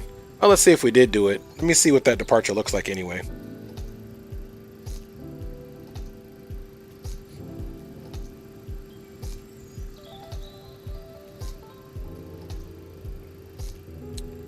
Yeah, that departure is really, really nothing here. Let's see. What gate are you at? Let's see, 2. He's getting ready to load up. He's asking me what gate I'm at so that he doesn't load up into my gate. So yeah, we're not going to do that, guys. We're just simply going to do what we came to do. Meaning we're just going to follow the flight plan. So we're going to go direct Shug. So let's go ahead and execute that, and let's come over here. The route shouldn't have anything in here because it's just simply, see, this has got us leaving that runway. And then of course our next point is going to be at VOR, Sugar Mountain. Sounds like something like nefarious goes over there. Where you going, man? I'm headed to that Sugar Mountain, boy. All right, Raleigh Durham, RDU. And all right, he gave me a thumbs up, so we're going to execute that, and then we're going to go back into our departures and arrival, and let me look at the weather at Corf so that we can plan on what our actual runway will be. All right, 70 degrees there. The wind, I think it said 11 knots, so that's ugly. Could be worse, but it's not the best. All right, so for runways with that wind out of the east,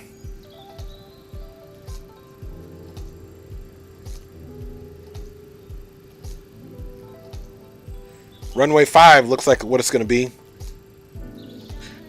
All right, green light says he's in. Let's go check and see if we see my friend.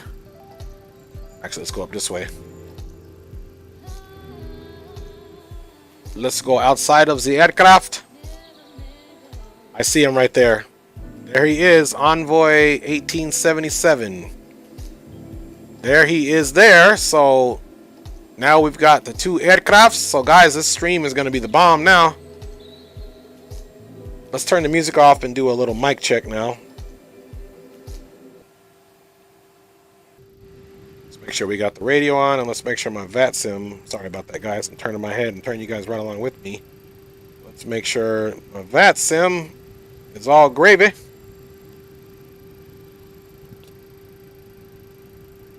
Asheville traffic, American 318 radio check. See if he comes in. He may not have his radio. He may be getting all his stuff ready to go. So we'll go from there. But you guys can see that flight plan there. So like I said, we're going to plan for the ILS 5. I'll select the star first. Yep, the drone 2, Raleigh Durham. And then we're going to select ILS 5. With no transition, let's execute that. See what that looks like on the legs now. Shug, then RDU. Boom. Ooh, waypoint not found.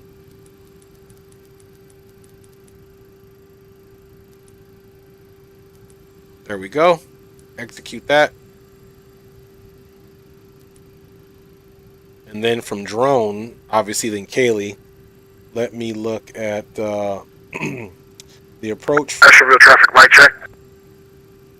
I read you 5x5. How do you read me, good sir?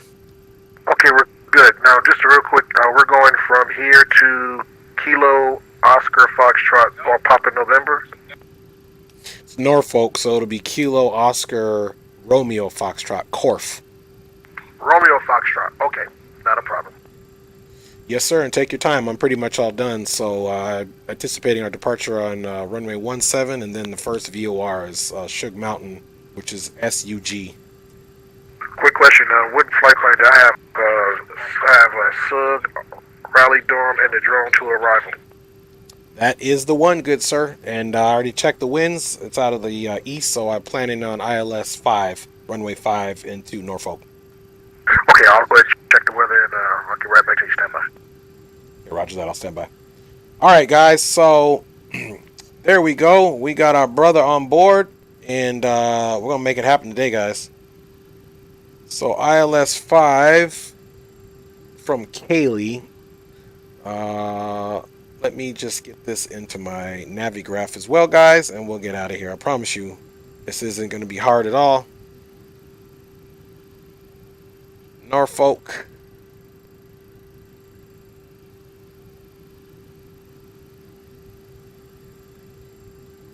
And Shug.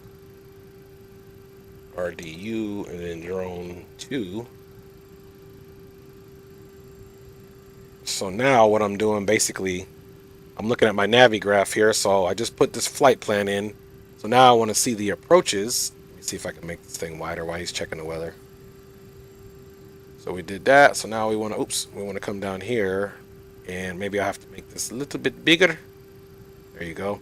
So approaches, we're doing, we said ILS runway 5, and let's see, show waypoint labels. Yeah, we can definitely take it from Kaylee. That's going to actually be very nice if we take that from Kaylee. That's going to be almost like a straight in bad boy, which it doesn't get any better than that, guys. So we're definitely just going to pop that right in. And bada bing, bada boom. Yeah, I like that, guys. Let's execute that. Now, just remember, in this aircraft, there is no auto throttles, guys. So there's a lot of stuff that we have to do on our own. So we've got that in. Now we can go to legs, which is legs. Now we need to go to our, let's see, boom, boom, boom. I haven't flown this thing in a while, guys. Let's go to the index. Nope. Let me see. I thought there. Oh, perf. That's what we need to do, because that's the only other thing we need to do in here. And we need to put the outside temperature in here in Asheville right now, which is, stand by, drum roll.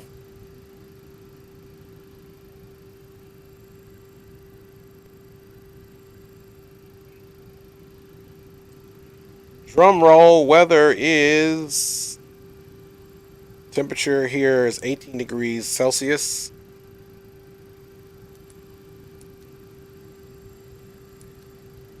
And then now we can hit it into the takeoff mode. There you go, guys. Now we can check here. The flight plan is all legit, ready to go. Our first waypoint is SUG. And of course, we have that also reflecting that on our FMS. And it's got the first waypoint is the base of runway 17. So let me talk to my boy here and tell him what I found out. Let me check you guys out in the chat, of course. Drew Stone 77 says, yo, what is up? What's going on, Drew? We got Green Light Auto Brokers with us doing a quick flight over to Norfolk, Virginia to wrap it up for the evening, of course.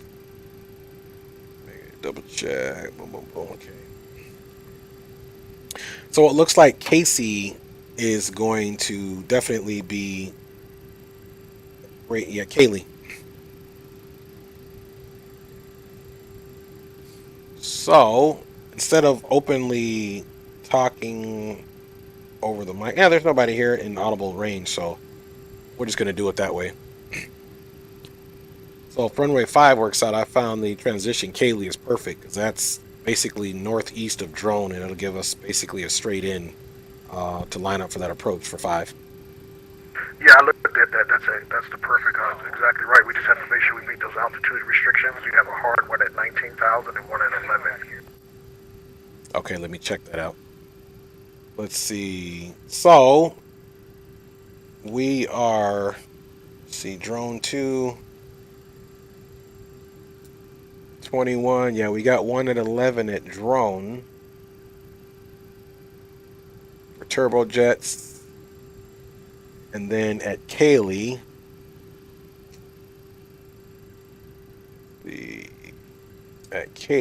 yes, Kaylee needs to be at 2,100 feet. So, that's going to be an interesting one, actually.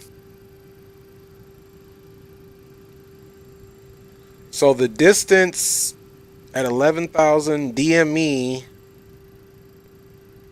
it's about 31 nautical miles from the VOR. That should be enough to get us down. Yeah, I'm looking at that. Once we get to drone, it looks like we got 31 miles or so DME until the field. So, I mean, we're going to have to do a hard descent, but I think we can make it happen. You don't have to do a hard descent. All you have to do is just plan, put in at the hard descent, the hard altitudes, and the airplane. You just have to slow down, slow enough that the aircraft will descend at a nice, easy 3 degree, and it will get you down more. That's 31 miles is more than enough. Yeah, I agree. Appreciate that. So yeah, I'm gonna go ahead and get my APU started, get my better pushback going, and I'll let you know when I'm ready for pushback so we can bounce up out of here. Okay, now I'm using runway 35. Which one are you using? Based off the winds being calm here, I use 17. And then if we do runway 17, that'll almost put us on a nice intercept course for the first VOR, which is SUG.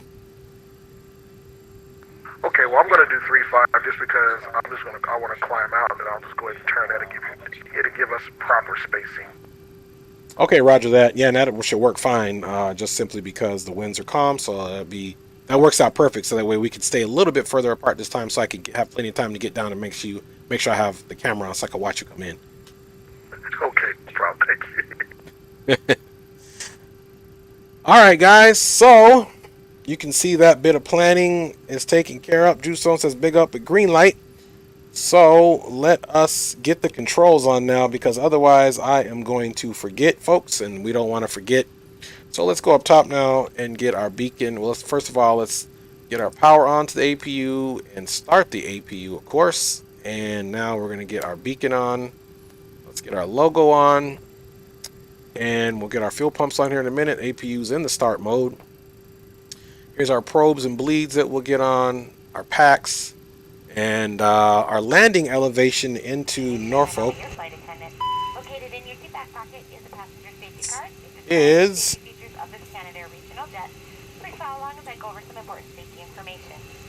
There are 4 clearly marked exits on board this aircraft. There are 2 in the front of the cabin and 2 over the wings.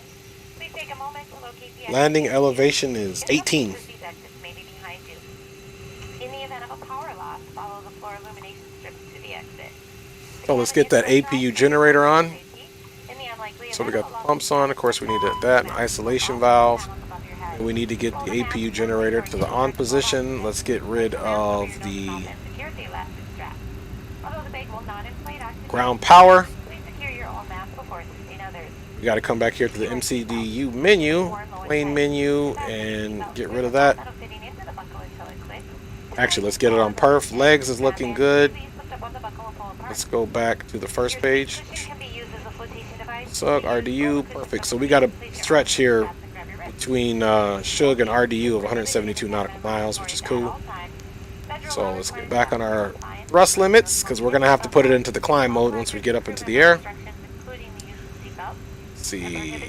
All right. Now, guys, you know what we need to do. Let's get that better pushback going.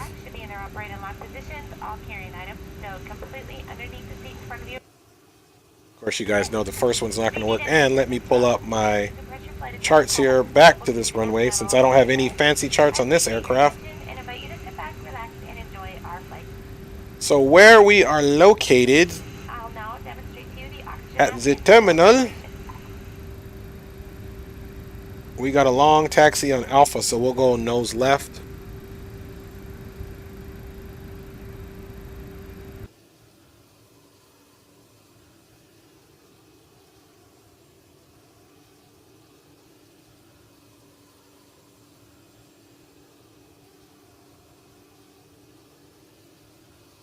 You know, it was nice when my better pushback used to work efficiently. So there he is right there. Here we go.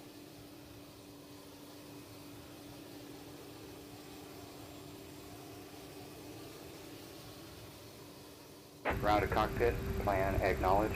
Call me through the menu when you are ready. All right, we can go ahead and call him through the menu now. Let's bounce up out of here, guys. Ground to cockpit, tow is driving up. All right, APU's on. The bleeds are on. The isolation valve is open. Everything is in the norm. Let's go ahead and get our hydraulics on. Let's also take a look and see where our trims are at. Trims are right where they should be, right in the green, so no worries there. This aircraft is usually light. The trims is not a huge deal. Let's get our flight director on, and we are going up to flight level. Turn my head this way. 310.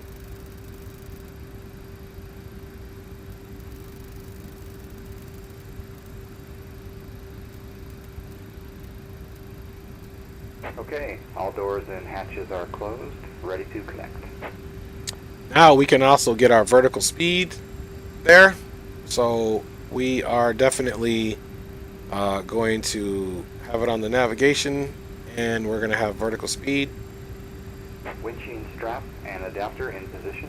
Release parking brake when ready to start pushback. All right, we'll do that. All right, let me see if I'm pushing back onto an active taxi, which I'm not. And let me see what his call sign is, of course. Want to be official?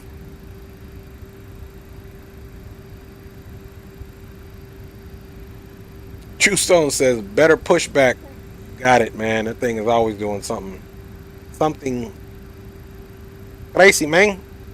Let's see. Okay, here we go. Drew's, I mean, not Drew, but green lights. Call sign is Envoy 1877. Let me write that down. Oh, wait, I'm not calling him by his name.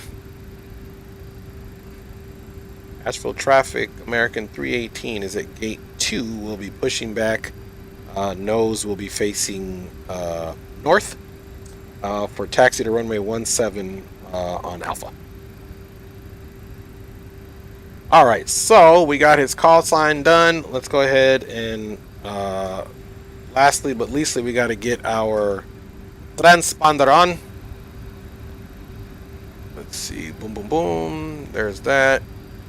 Okay, transponder. This was our old code, so let's put 2200 in there.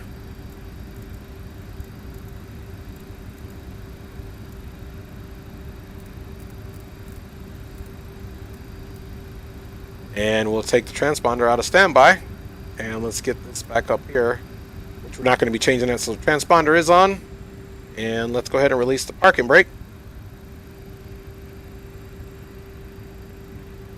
All right, parking brake is released. Beacon is on, so he should be getting that strap together. Let's double check our fuel stores, of course. 6180, which is fine. Let's make sure our hydraulic pumps are all turned on, which they are. And of course, now we can go up top. Let's get our fuel pumps on. And we may start engines. So that's exactly what we'll do. Fire, everything's off. Not a bad aircraft to fly, guys. So once we have everything checked out here, everything is in idle and neutral, we will go ahead and start our engines. So we're going to come over here to our ignition. We're going to use ignition alpha, and we're going to start the right side first. We have rotation there.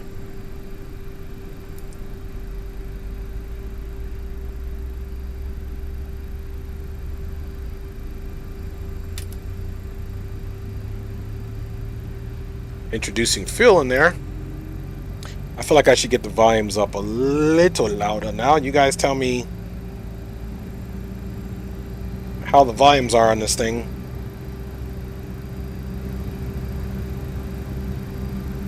If the volumes are too loud, please let me know. Like I said, yesterday's stream, it was a little bit too loud. Alright, so that engine is definitely up and stable.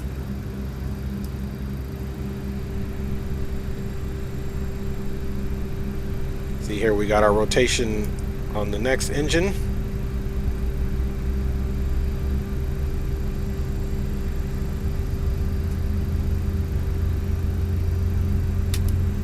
Alright, throw in that fuel, of course. Operation complete. Set parking brake. Parking brake is set. Disconnecting tow. Stand by.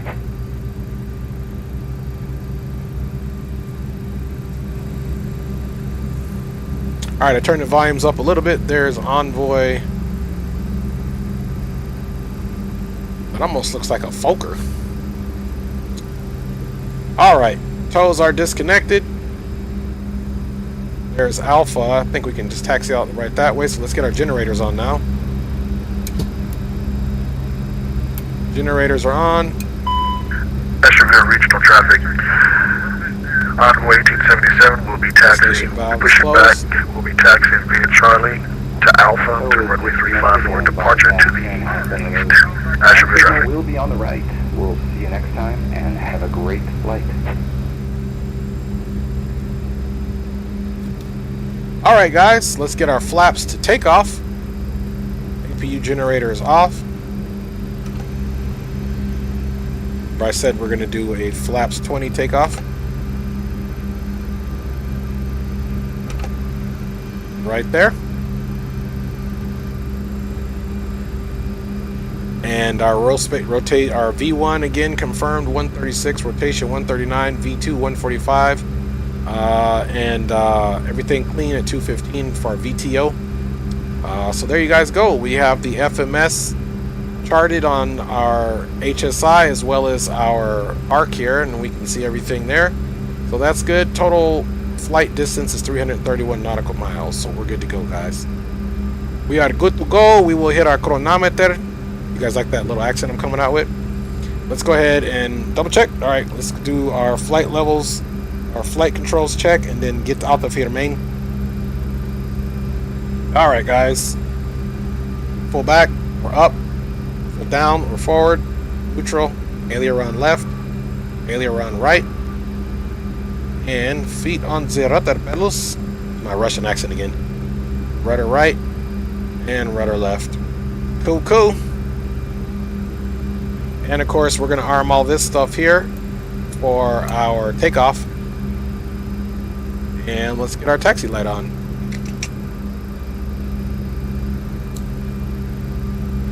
Taxi lights are on. Let's go out and make sure we're official looking. Look at that bad boy, ready to go. The American Eagle. I used to ride on these all the time in real life.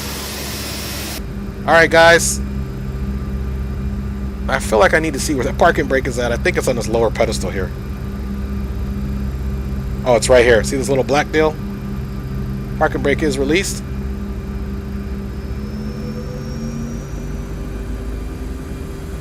Let us go flying, folks.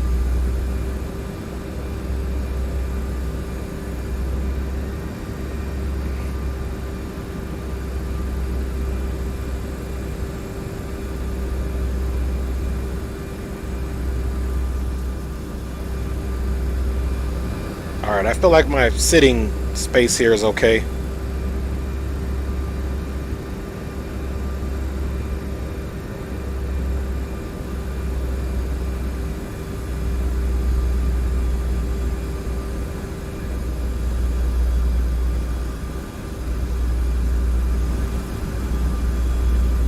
Like I can get the volumes up a little bit. You guys let me know if that's too loud though.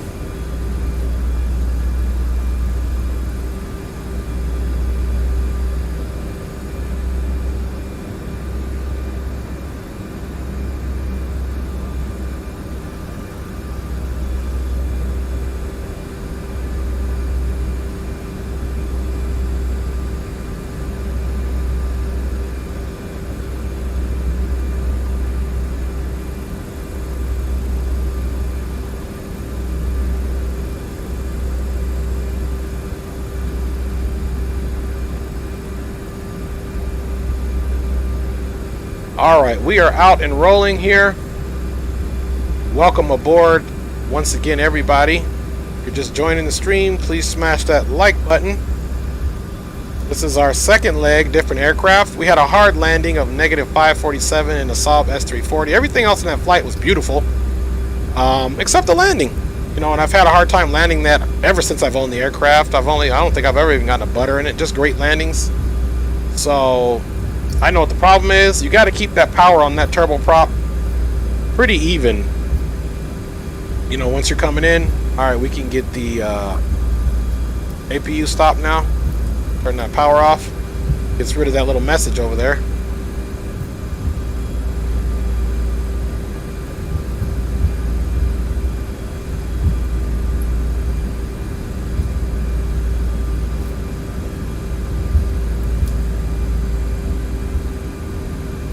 Alright. Let's go all the way down full length. It's going to be a long roll for this thing, because we're heavy. So we're going to spool the engines up first before we release the parking brake, guys. Everybody in the chat is looking good.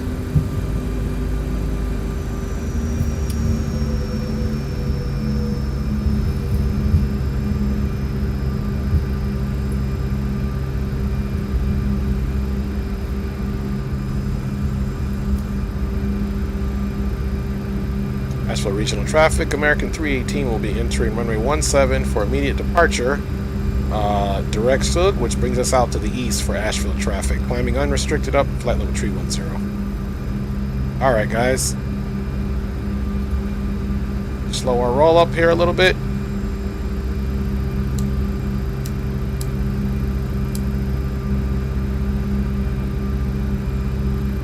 Cabin crew seats for departure.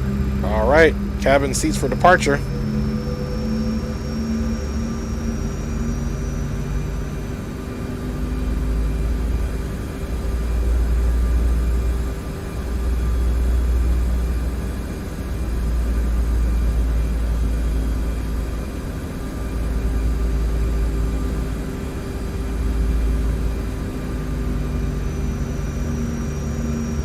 Okay, so we need to do a bit of a run up now.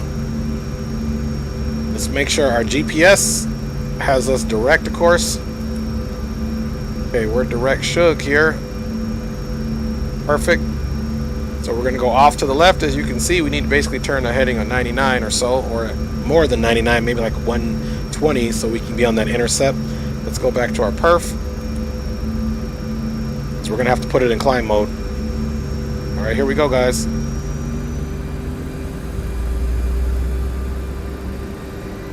Takeoff power is set.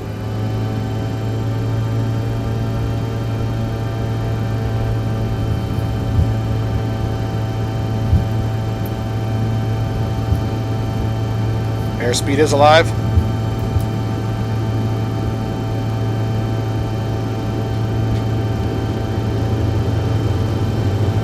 Passing 80 knots. Check.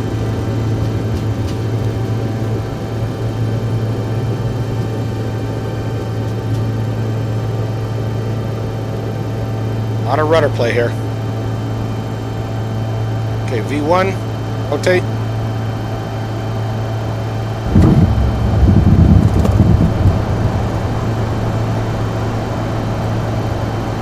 Positive rate, gear up.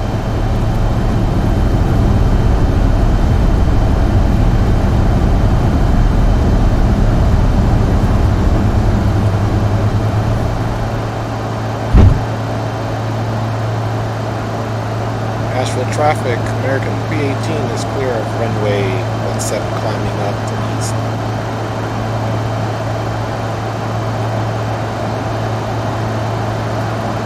Alright, autopilot is engaged, folks.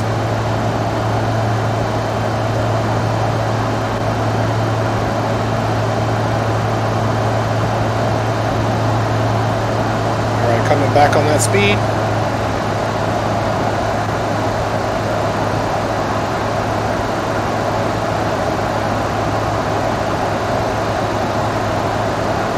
Bring that climb up to about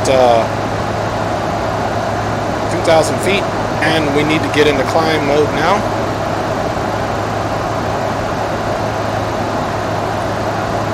Climb mode is activated. We're speeding a little bit.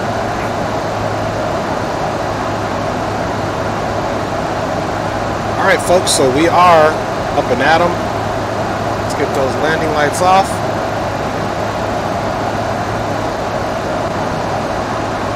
Passing over those pretty mountains there.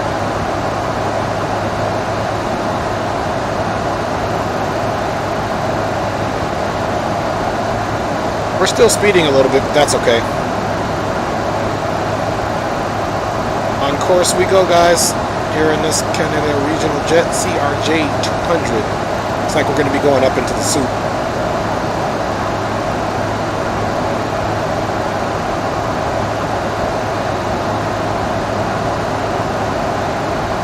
Power back a little bit. I'm inclined to leave the controls on the whole way, man. What do you guys think?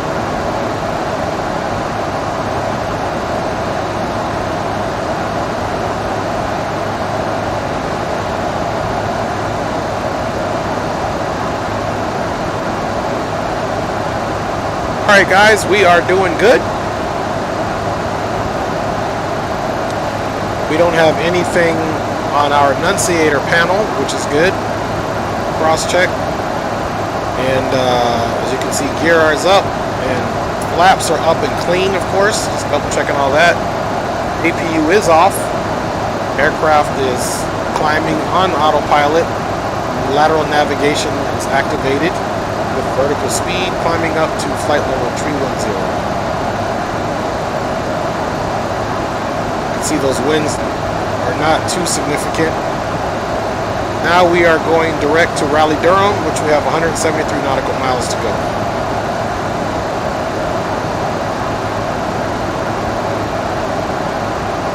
So we're speeding about 20 knots.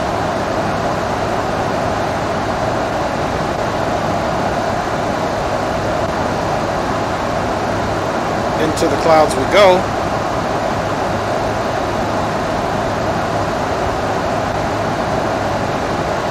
Alright guys, now we're just going to monitor our speed and hopefully green light is not too far behind us so that we can keep communicating with him via VATSIM.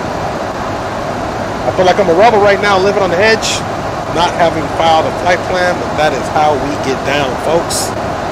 We're not scared. Maybe just a little bit. Maybe just a little bit. Hope everybody's enjoying the stream tonight. I'm sure enjoying it, and hopefully we have a nice smooth flight over here to Norfolk. Never flown into this field whatsoever, so it ought to be interesting to see what we get. Okay, we are past that 10,000 mark. Landing lights can come off, and bring that nose down a little bit. Let's see, about 1,600 feet per minute. That'll keep our speed where it's at. Technically, we should nose down, pick up some speed, and then nose back up, but that's fine. Actually, let's do that. Because I'm forgetting that we want to... We'll drop it to 800 feet per minute so we can pick up on the speed.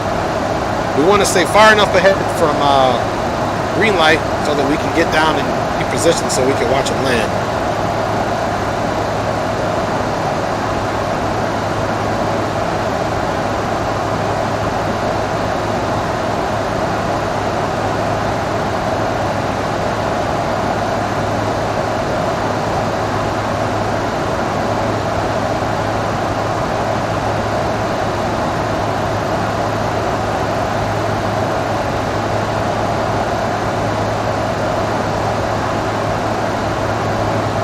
We're definitely where we want to be. We're right at 280. So let's go ahead and increase that climb a little bit. Go right to about 2,000 feet per minute on our vertical speed.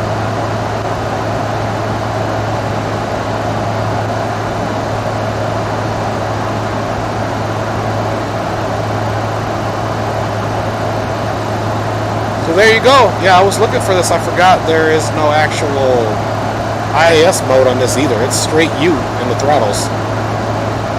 So you gotta be careful with this thing because it's very easy to speed in here. Let's change our range. You can see here is our top of climb, represented by this magenta arc.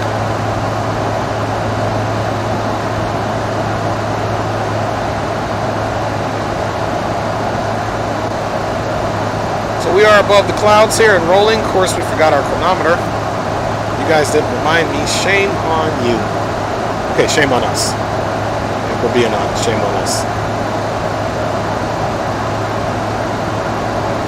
So now we're up on the move, guys. Headed on over to Virginia. And we can assume we're probably about 5 minutes into it, so add about 5 or 6 minutes to our landing time.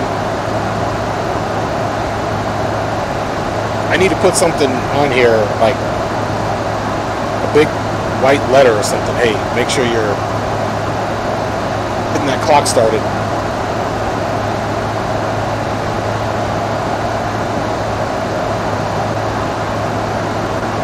So, flying time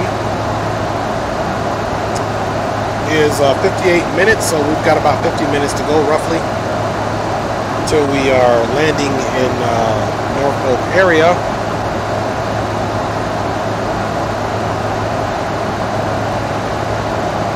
So let's do our fuel calculations right now, folks. We were at 52,091.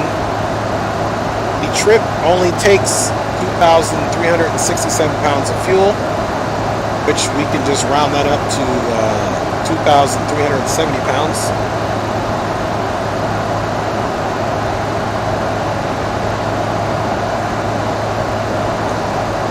Aircraft is looking good on the climb. We're almost going to be passing that standard altimeter, so we'll get that set in. So 52,091 minus,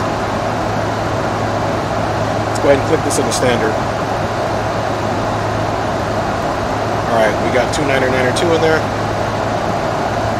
Minus 2370. And let's see, taxi minus another 250. So 49,471 is the landing weight, roughly.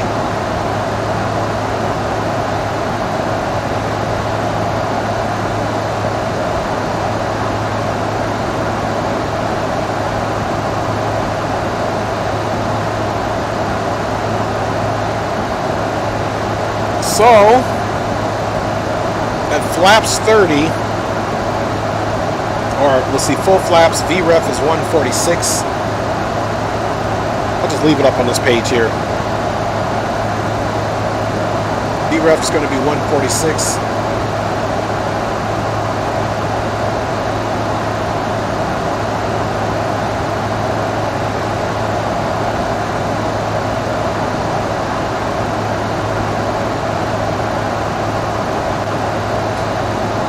Alright, so now let's bring that nose down a little bit.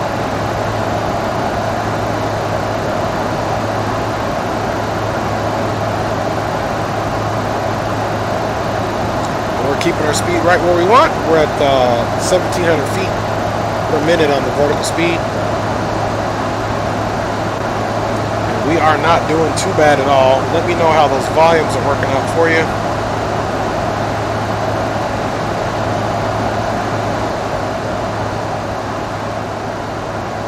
I brought them back a little bit, so hopefully that makes a big difference.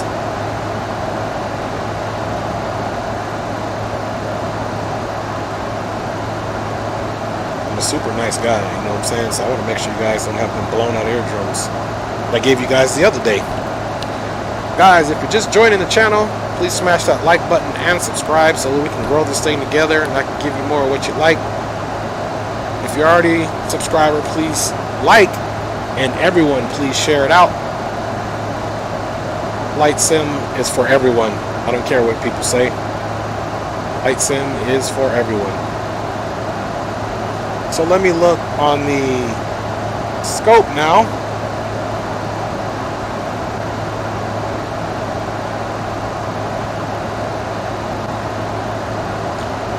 Yeah, and for whatever reason I don't see my boy yet.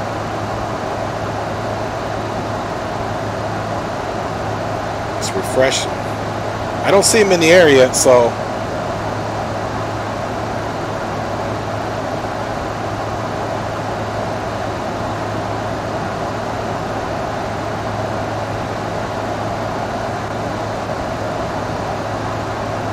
all right, so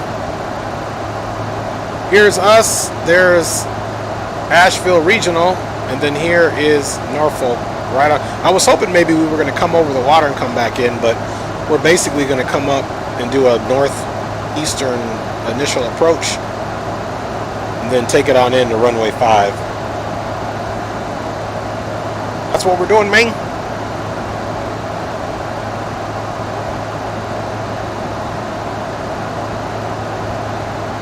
So hopefully everything goes well.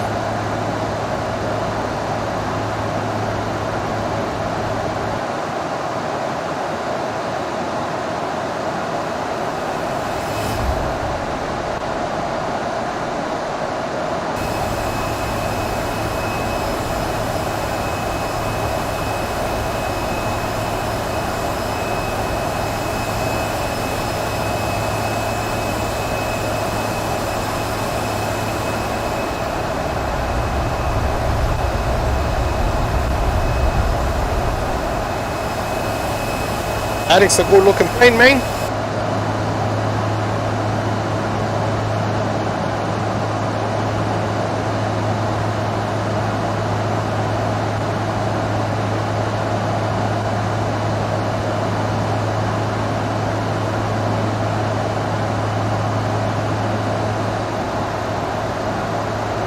All right. Continuing to roll right along, guys.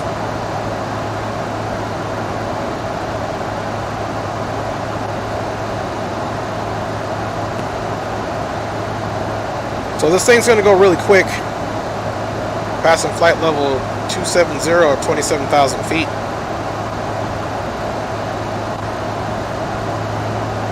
We lost a little bit on our speed, that's okay. We're already at Mach 0.645.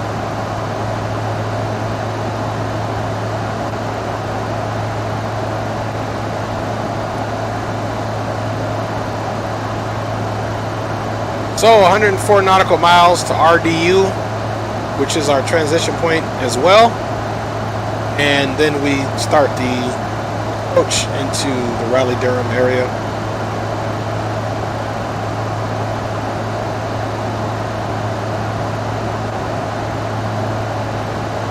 Now landing elevation is 0.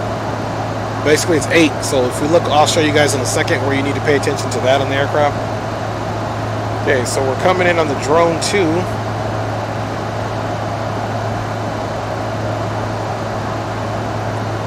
Drone 2, there's our transition point here of RDU. We do have a definite flight restriction here, flight level 210 at Dean. And then from there, another flight restriction at 11,000. So you can see 35 plus 13, so it's about 45, 50 nautical miles from Dean over here. And as you can see, we should start descending down to flight level 190 between here and descending down to 11,000. As you can see here on the minimum altitudes here on the radios, or the flight path, if you will.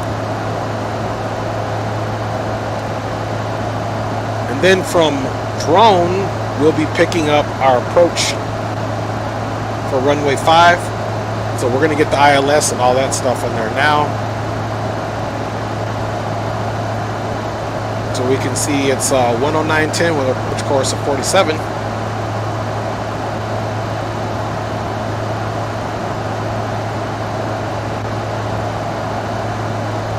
Now what I was saying about the landing elevation, you do normally have to put it in here, but this is basically sea level, so this landing elevation here is a 0. Before you take off for your pressurization, you want to come all the way up top, and this little knob right here is what you want to use to increase your landing elevation if it was greater than what I had. But he's not. Alright, so now you guys can see we have achieved our flight level, so that means we got to come back into perf. And we got to put it into the cruise phase now.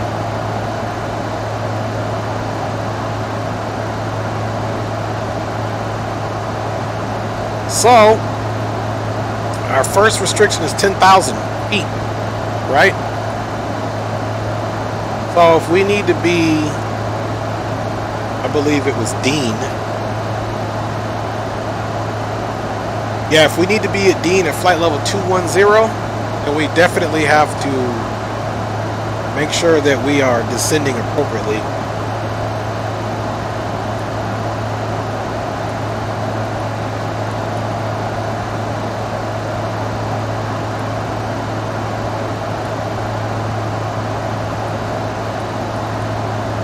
Let's see.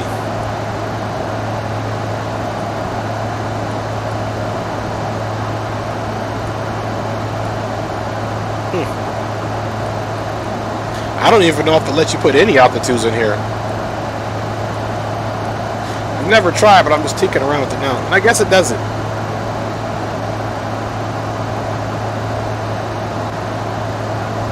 Let me try something else here.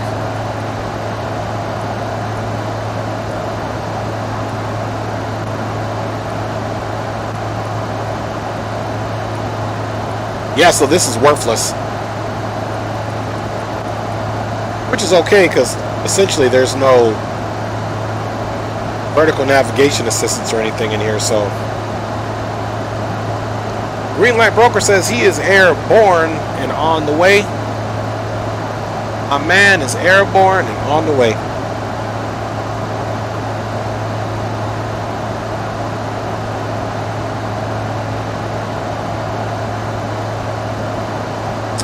So there's Envoy 1877. And there we are. So we have some definite, probably more spacing than we needed, but that's okay. We'll be able to land, get to the gate, and you know where he's at. We might even get our replay in and then just watch him come in, which will be very tricky because we're going to be going into replay mode. But I'll just watch him on the scope. So we'll have to log off and then log back on so that we can essentially see where he's at.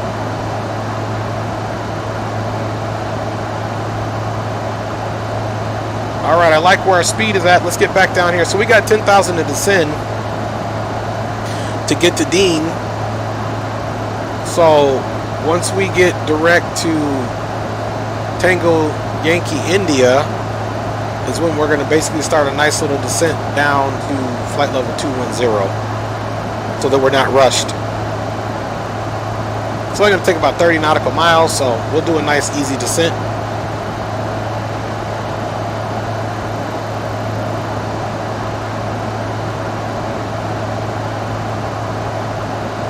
Alright, let me check the volumes out.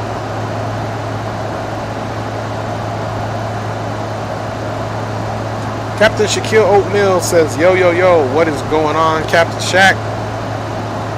Thanks for checking in, my man. I know you've been busy doing some streaming too. It's been crazy, so thanks for the support as always.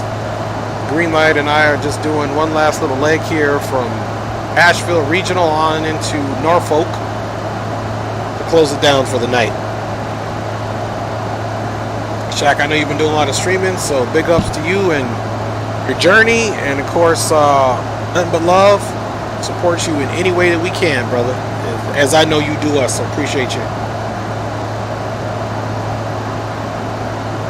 So speed's looking good, guys. We're cruising right along according to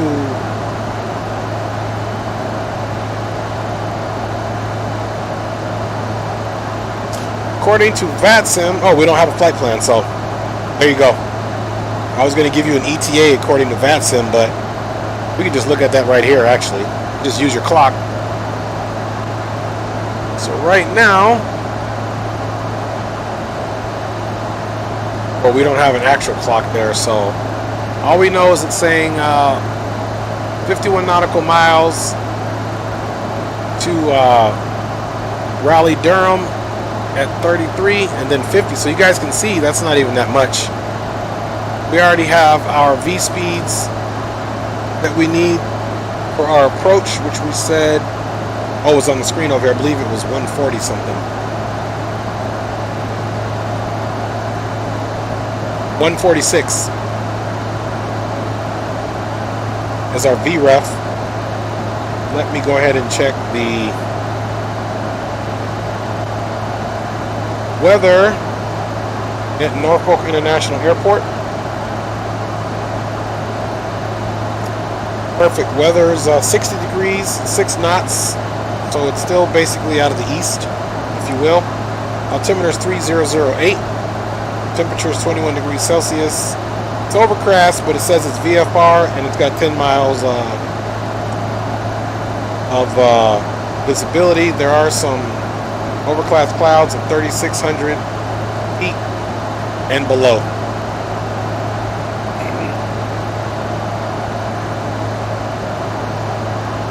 So she's cruising right along, guys. So we got top of descent coming up here very shortly, and then we'll be making our initial approach into the Norfolk area.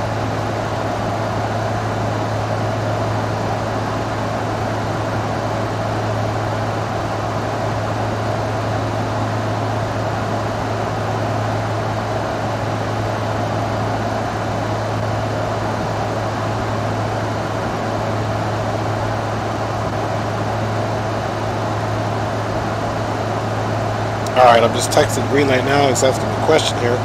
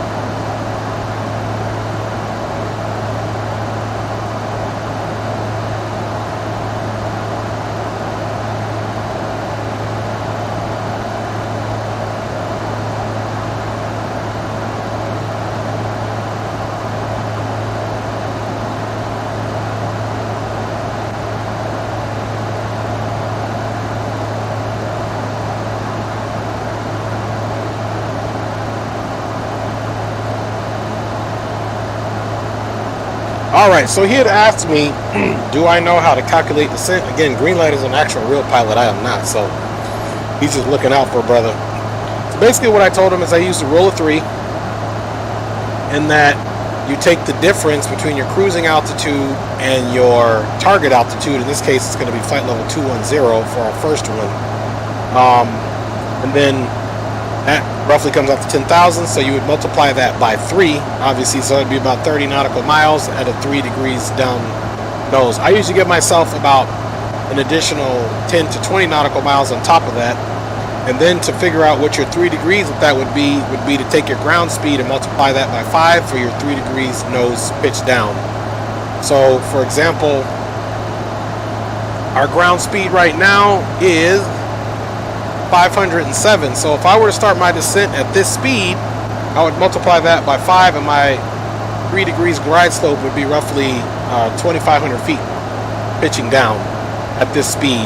And of course, I would roughly start that 30 to 35 nautical miles out from Dean. Okay, so if we calculate 35 nautical miles out from there, that's 11. So we only need, you know, let's say 21, 31, 41. So when this gets to about 30, we want to do, or 30, 31, and we want to do actually about 40 nautical miles to give us plenty of time, then we would wait till this gets to 31 and then start our descent. It's kind of what we're going to do.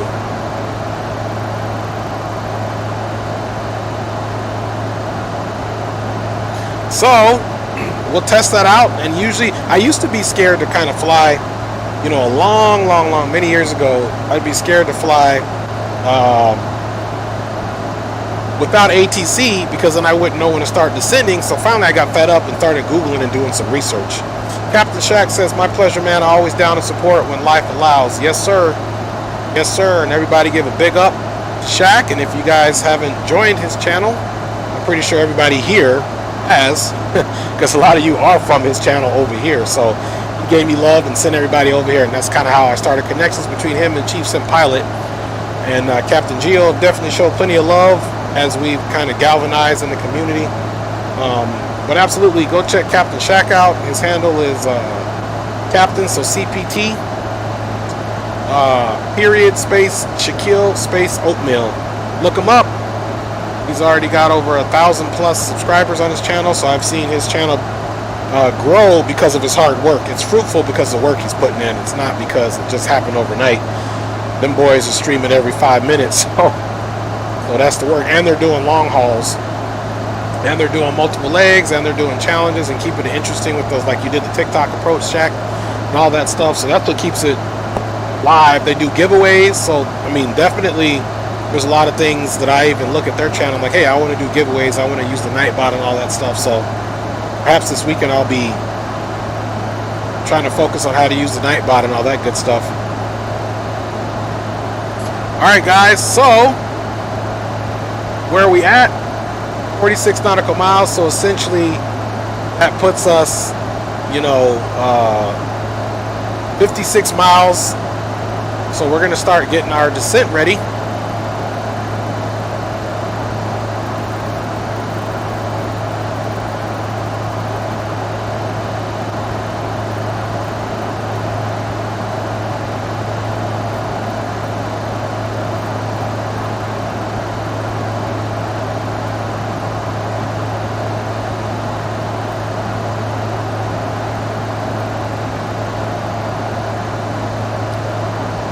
Alright, flight level 210. You can see here we're right at about 40 nautical miles. Let me check the chat. Let's see. Shaq says 100% much respect. You need help, get a hold of me. Yes, sir. Don't threaten me with a good time, Shaq. I'm definitely get a hold of you.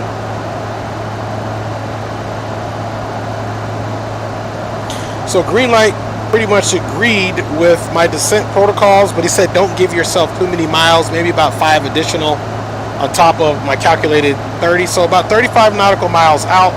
We're going to practice this, guys. So about 30. So right now we're 45 nautical miles out. So this TYI, once it says 25, we're going to start our descent at 20, pitch down at 2,500 feet per minute. And of course, we're going to have to pull the throttles back. So this aircraft doesn't have auto throttle, so this is going to be a little bit more tricky in how we do that. So let's go ahead and get our vertical speed mode. And we're going to wait for roughly 5 more miles, and then we're going to do it, guys.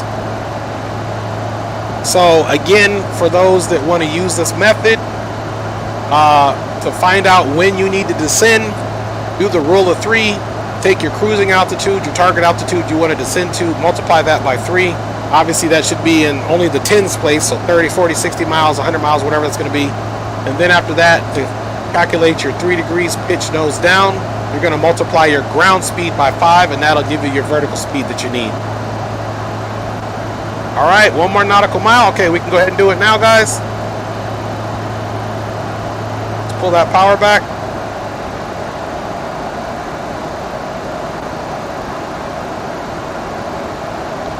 All right. All right, there we go. Looks like our vertical speed is right at negative, is that 9? Okay, that's at 2.5, which is good. So we're going to try to keep our speed here. Norfolk International traffic, American 318 is out of flight level 310, descending via the drone 2. Expecting full stop runway ILS 5 for Norfolk traffic. So there, we're pitched down. And of course, it's adjusting itself because of our speed, so we're a little off.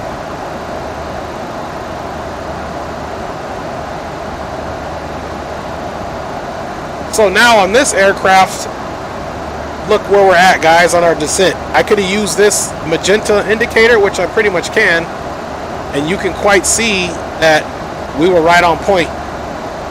I'm just pulling the power back because if it has too much power, it will not descend where you're asking it to descend to. Look at that formula, guys. We are pretty much right on with that formula, give or take a few. I'm just pulling the power back. So look at that, guys. We did our calculation and our magenta line agrees with us on our descent. So that is proof, that's proof in the pudding that that method works. I didn't change anything, 2.5, and look what that descent. And green light, if you are able to watch this right now, spot on, baby. Look at it, it's right there. That's really amazing, guys. So that's proof that that works. So I just double checked myself with that. And maybe you guys will build confidence doing that as well.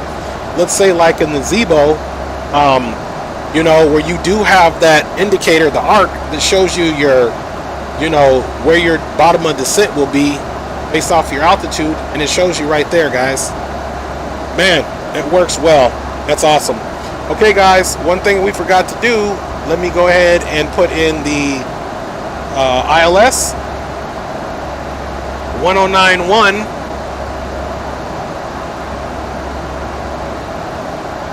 So now we can come here to the radio function and we can start getting our ILS put in there. So it's 109.10.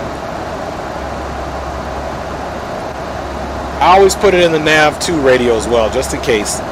1091.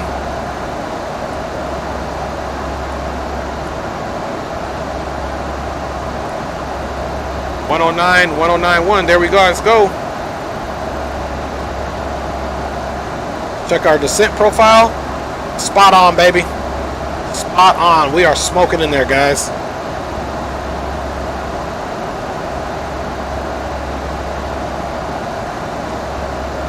So, let's get our range fixed up here. Okay, you'll see we'll be right at flight level 210 crossing there. So now what we're going to do, guys, we're going to keep the same speed.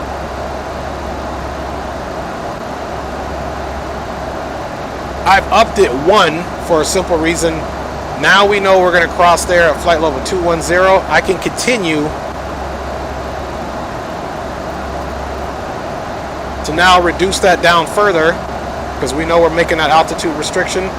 And now I'm going to go ahead. I got to come back to the approach chart. Final course approach heading is 47.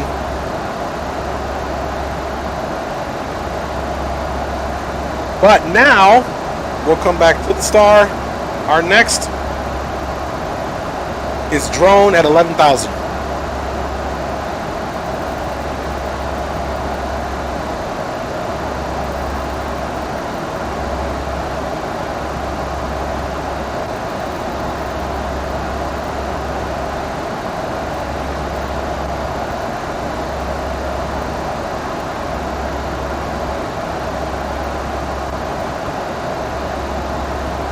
Alright guys, so we got drone at 11,000.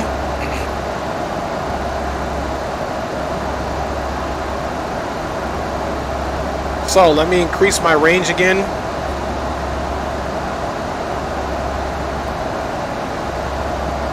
And there's drone. It's kind of fluctuating, but that's because our speed is still high. So let me pull that power back.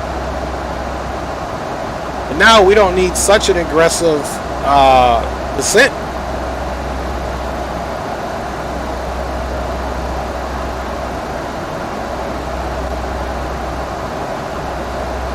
So you're going to want to practice that, guys, because not every aircraft has a visual indicator of your descent.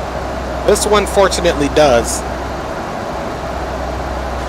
Now I'm going to go ahead, since we are smoking in there, we'll start slowing down here in a little bit. I'm just going to kind of let the aircraft do the speed that it's doing now.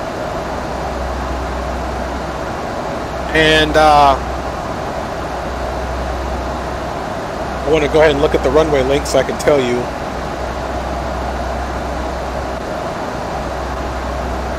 Runway length is 9,000 feet, so without a shadow of a doubt, we're landing full flaps.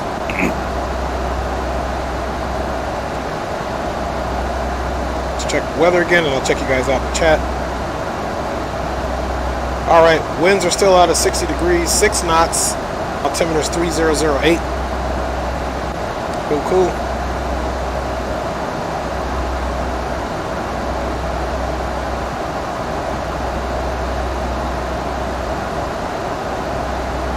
So we are descending down into the, okay, we're just now passing through flight level 18, and we said the altimeter there, of course, is 3008.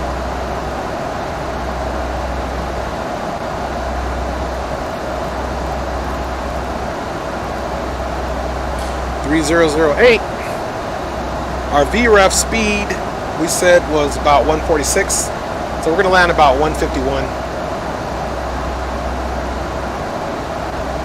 6 knots, so yeah, 152.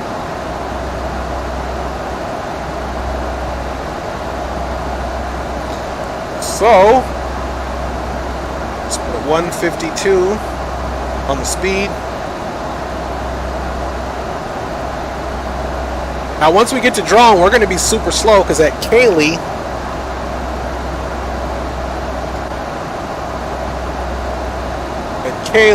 we need to be at 2,100 feet. Let's put our approach heading into the MCP.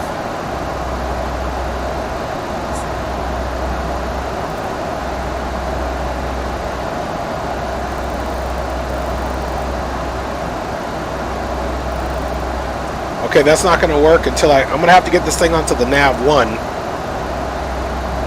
Before I do that, let me see if there's a preview mode in this thing. Speed's looking good. On our course heading, bearing, yeah, I don't think there is a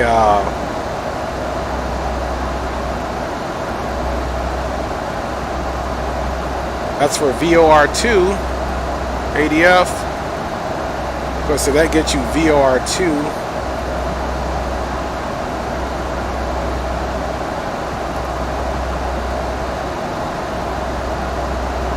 Okay, this should be for our VOR, so we should be able to move this now and see what our course heading is. We said we needed it on 74.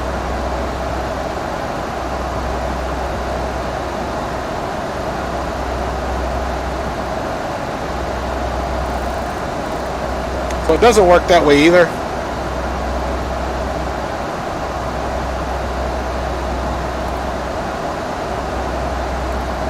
So we'll just get that off completely.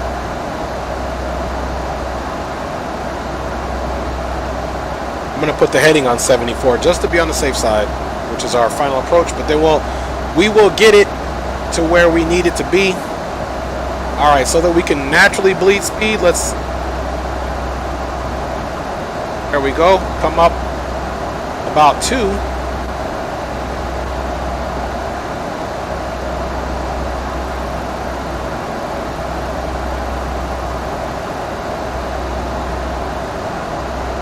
Norfolk International Traffic, American 318 is a CRJ 200 at 13,300, descending via the drone 2, currently direct drone.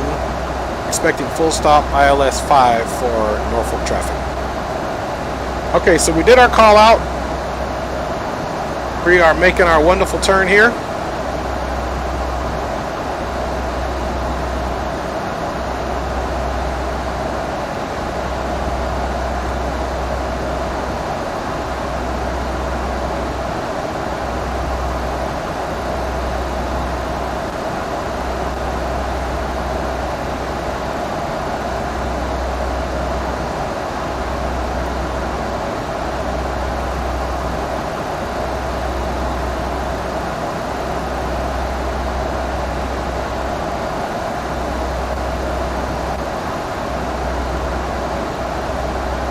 There we go.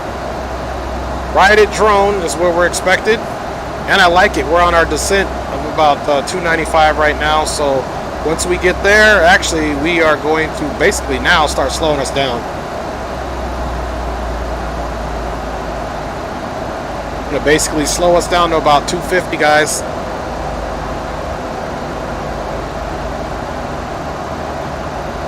So we're bringing that speed back.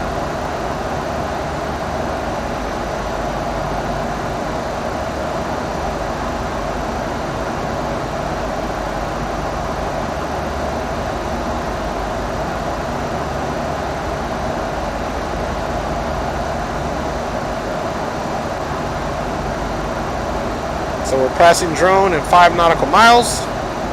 Then we may need to make concessions for Kaylee at 2,100 feet.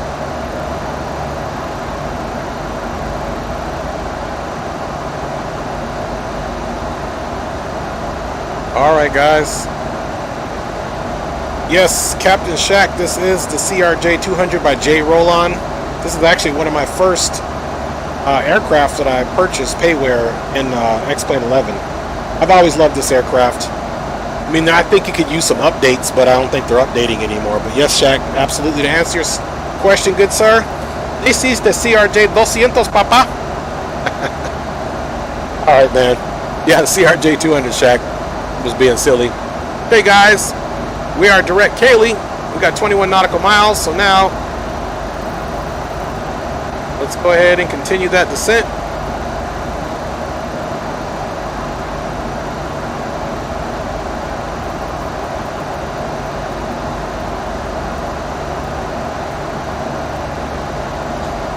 All right, guys.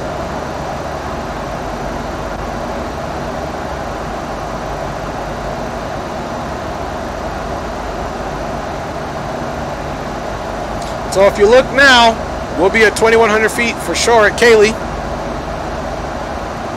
Okay? And Kaylee just happens to be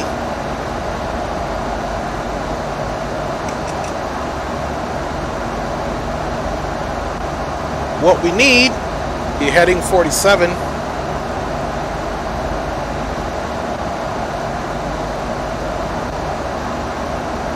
Final approach course is 47. I don't know why I had 74 and it's actually 47. Dyslexic, I guess. So I was like, something's not looking right there.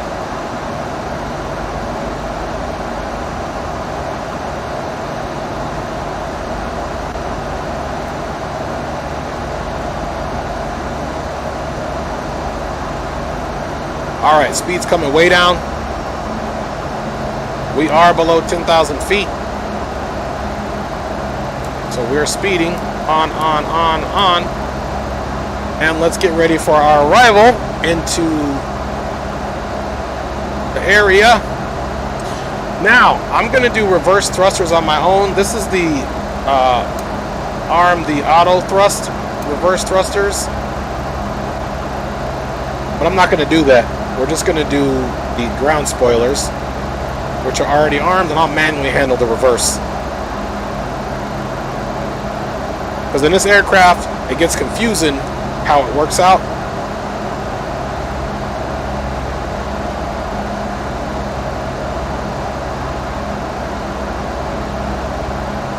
All right, folks, we're just going to go ahead and go into heading mode now. And I'm going to show you guys why, because now we have to change our nav source to nav 1. And you can see there is the, now we need to put our 47 in.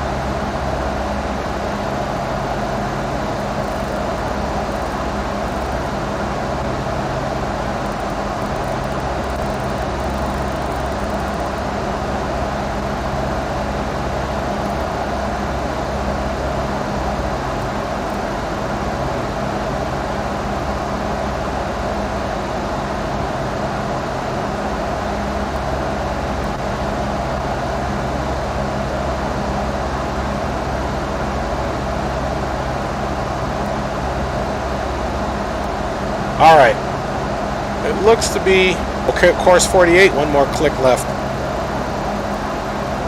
All right, now we got our course in there. Now we can definitely arm our approach. All right, so we're gonna come up here and just arm that approach. So you can see localizer is armed already. Now speed.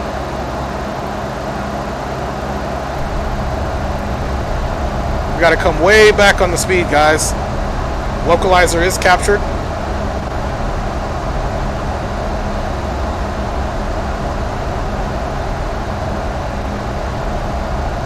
Norfolk International Traffic, American 318 is a CRJ 200, turning final approach passing Cayley, full stop ILS runway 5 for Norfolk traffic.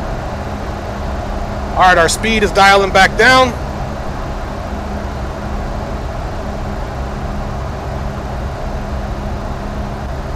Now we're just going to wait for that glide slope to come alive.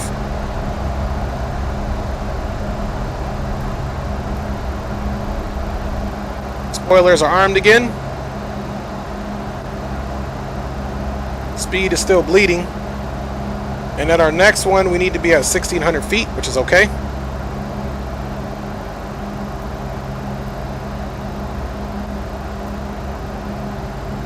All right, let's pick up on that speed now. Check flaps 1.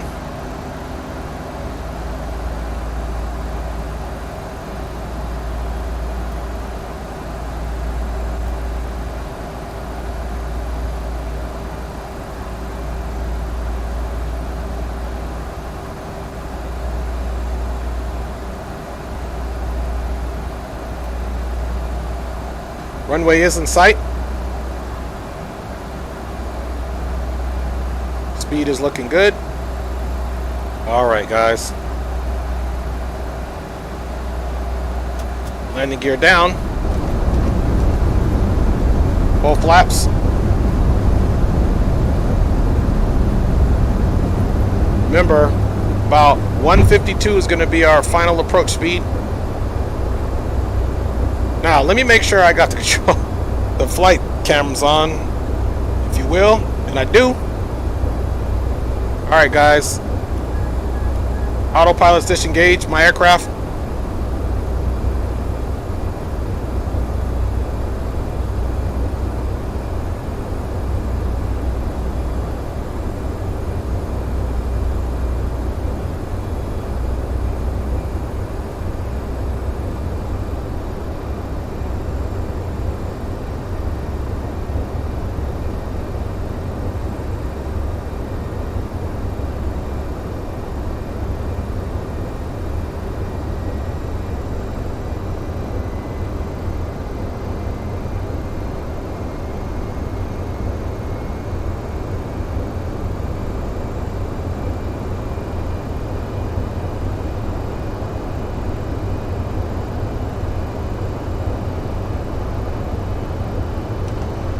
Taking one stage flaps down because we got super floaty there.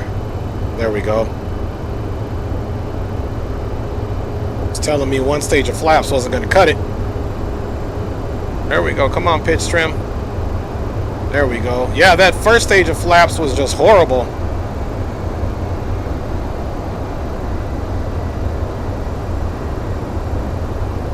You guys see that? That approach, I was doing my trims and it just didn't like it. It was too floaty.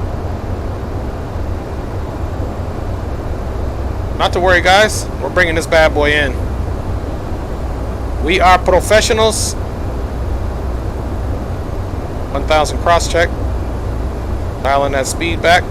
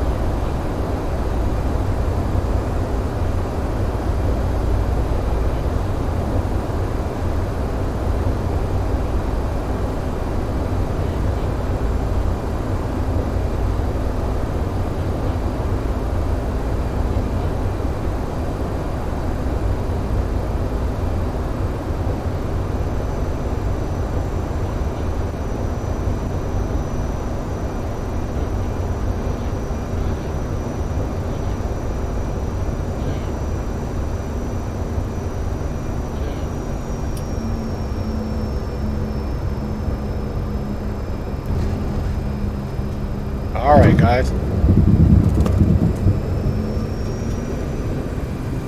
All right, reversers are on.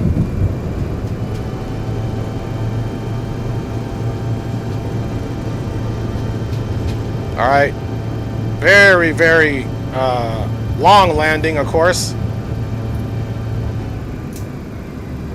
All right, guys. We got her taken care of, that's for sure.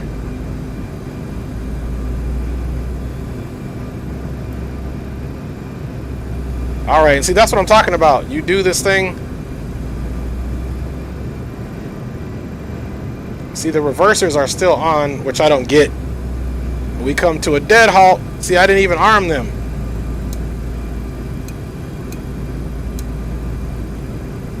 And that's the thing about this aircraft, man.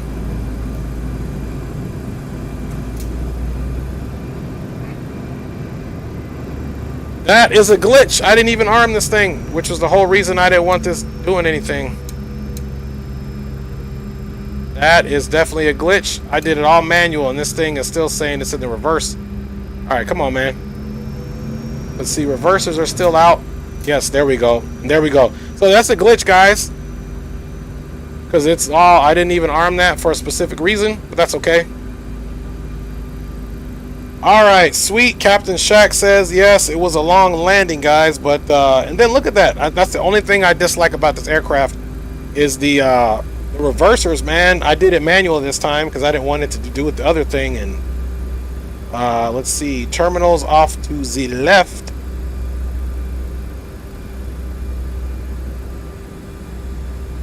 So, sorry about that horrible stop, but nothing is out of my control as far as that glitch is concerned. Let's go collapse up. Got a little worried on that approach there, man, because obviously we were struggling initially. Norfolk International Traffic, American 318 is clearing runway 5 on Charlie, taxiing to the ramp via Charlie for Norfolk traffic. Alright, guys. Landing lights off. Strobe off. Please remain seated with your seatbelt fastened. No seat backs and tray tables in their full upright and locked position, and all carry-on items completely stowed. I haven't heard green light, so we're definitely going to have enough time to at least park and see where he's at before we do our replay.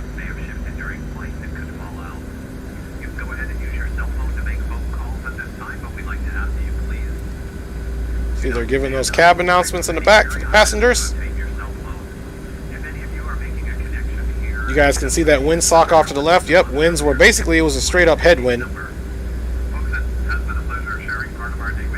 Thanks everybody again for watching the stream. Shaq, thanks for checking us out as well, brother. I know you are a content creator and super busy, and anybody else, Drew Stone, everybody. Man, I just appreciate you guys all. James Johnson, ¿qué pasó, papá? Gracias por llegar a este video. ¿Cómo estás? ¿Qué vas a hacer este fin de semana? ¿Tienes planes? Okay. All right, so thank you everybody for joining. Captain Shaq was looking for -122. James Johnson says, gracias por la mantequilla. He says, thanks for the butter. Almost. Butter, thank you, James. Always boosting me up there.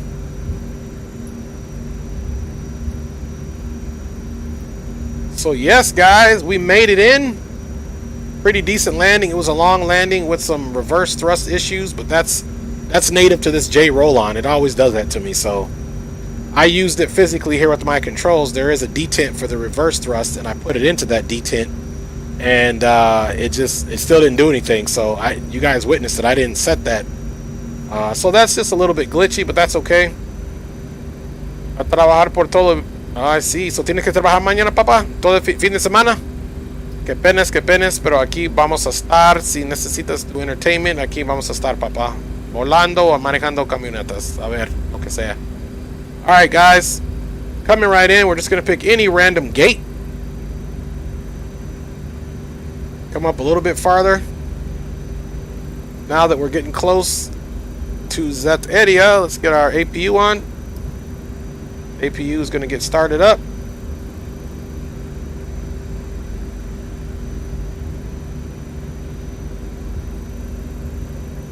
And yeah, let's park over here and we'll watch green light come in. I'll see where he's at if I got enough time to actually do that. Just letting me know the APU's on. The generator is available.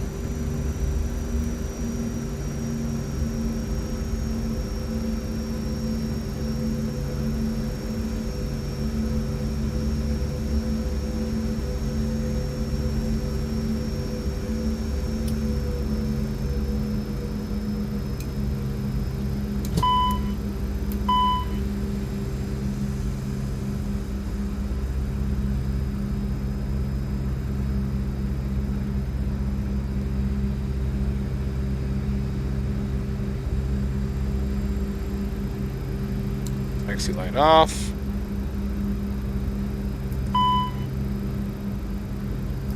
Well, the bleed's on, of course.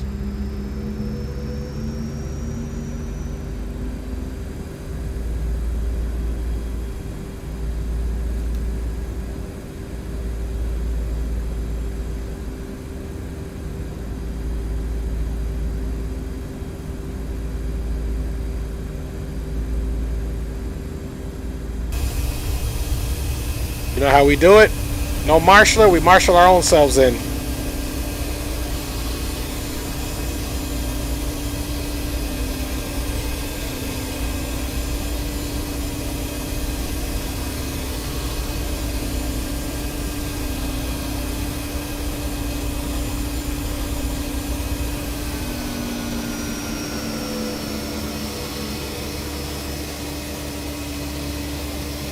Parking brake is set.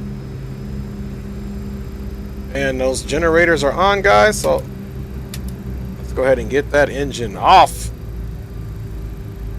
Beacon off.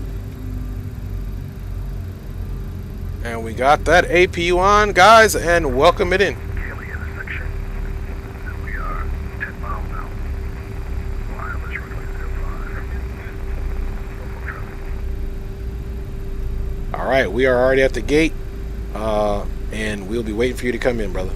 We'll be watching you on the camera. All right, so he is, and normally we wouldn't do that on VATSIM, but we're going to do it today. Let's get our transponder off, guys. We're just going to run our APU. And let's come out and take a look. Before we look official. You can hear that APU. All right, guys, so let us find the runway. Okay, this is runway 5 right here. So he'll be coming in here shortly, guys, so we don't have time to do our own replays because I don't want to get off of VATSIM when he's just at Kaylee. Captain Shaq says, sweet. Sweet, sweet, sweet. I had a really good time, guys. Hey, I'm going to get rid of myself in the camera as well as the controls. You guys can we're just waiting for my boy to come right out of the soup right here. And we'll see him on approach. Let me look and see where he's at on the VATSIM scope.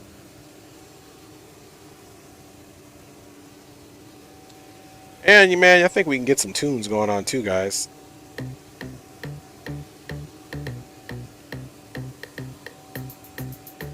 All right, welcome into Norfolk on this last and final leg for today's flying. We have Green Light Auto Brokers is on his way in. We should see him coming out of that soup anytime shortly for runway 5. And, yeah, we've got him coming in, guys. So that was a pretty good flight. No complaints.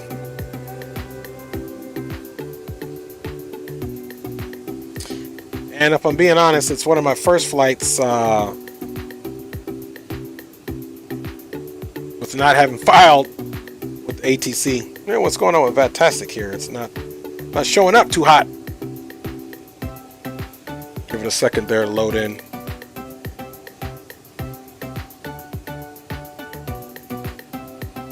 Norfolk approach. Excuse me, Norfolk traffic. 1477 is 13 miles out at 905 Norfolk approach. All right, you guys heard it right there. Green light is coming in, baby. He's not taking any prisoners. Turn that music down slightly. So we're just waiting on green light to get in, and then we'll do a replay. But I want to be able to get him on camera coming in. Is the whole point. He's going to come right on in, guys. This other runway here is runway 14 and 32. But yeah, I really enjoyed streaming with you guys today as always. Thank you for being on board with me and showing me love and support. And you guys know in any way possible, I'm going to give it back to you guys as well. So once we see him, we'll then face the runway here and try to get a good look. I don't think his aircraft is going to look like his wheels are going in, since that's a model. Yeah, John Johnson's asking me if I can do a flight in the 747-800. Yeah, maybe next flight I'll do it in that. And see how that goes. Pues sí, papá, sí, yo puedo hacer ese vuelo en el 747-8. A ver, donde estoy pensando en hacer un vuelo de Miami a Puerto Rico. Tengo otra persona que siempre ve mis videos también, que puso su solicitud para este vuelo. So, tal vez voy a hacer este, papá. No sé si va a ser mañana o el otro día, pero estoy pensando en este para volar este 747. All right, guys, so we're still waiting to get a visual. There he is right there. You guys see his light? There he is. Hey, green light is a white light right now. LOL. So there is Envoy 1877. We got my man in sight. There he is. Looking official. He's got his flaps out, and John Johnson says, CS.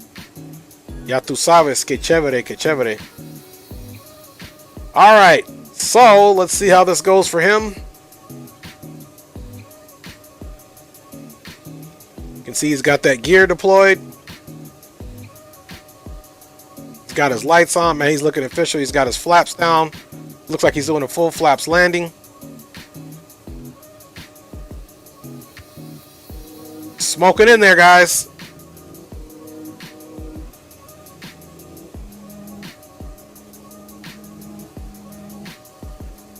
So we'll do our best to catch him on the runway.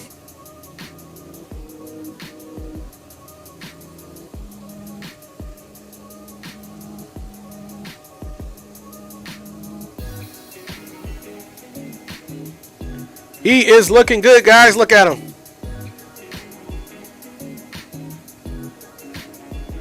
So if anything today, guys, we definitely got a good affirmation of the formula that we use for our descent, which was pretty spot on. Rule of 3, and then I call it the rule of 5.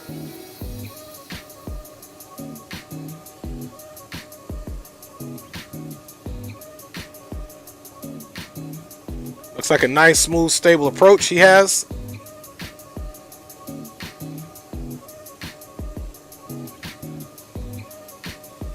All right, let's bring it back. Let's get that long view, kind of anticipate where he's going to land. There's the touchdown marks. I usually don't hit him. We'll see if he does, but let's back up a little bit further.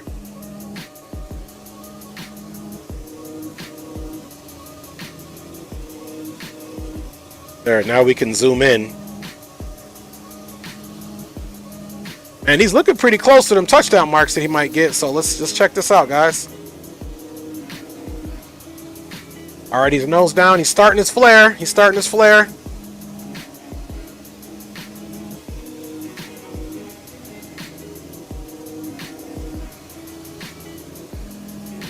Boom. There he goes, guys.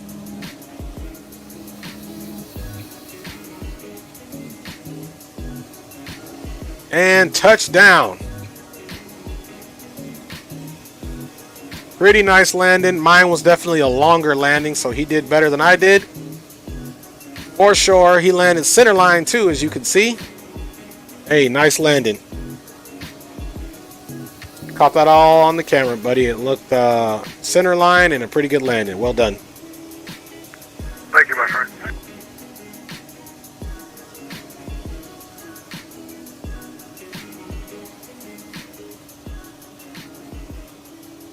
He's probably going to call out that he's clear of the runway now.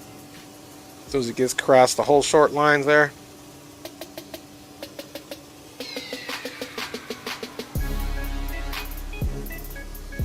Well done, well done. Look at that, guys. We got green light in the house. Tracked us all the way from Asheville Regional, and now here he is in Norfolk on an overcast day here. Total traffic. Runway 1077 is clear. Runway 05. Norfolk traffic. There he is, guys. Rolling on in. Rolling on in. Rolling on in. Don't let me begin. Rolling on in. I just made that up. I don't know. I'm on a flight sim high or something. Don't mind me. All right, so there he is, pulling into the gate. Definitely looking official. Let me just text him that I'm going to log off. I am going to log off VATSIM now so that I can run my replay, but we definitely got you good coming into the gate, brother. Well done! Exclamation mark. And thanks for flying.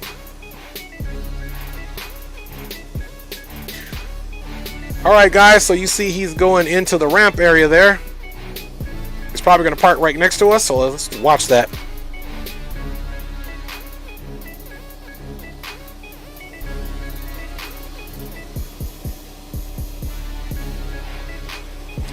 Definitely a great flight. We had plenty of distance from us. I think it was a great job of us,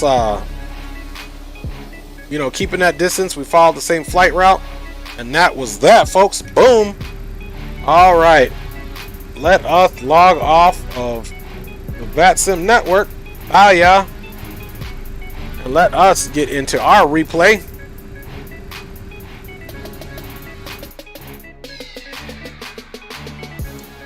Let's see. We're probably right around here.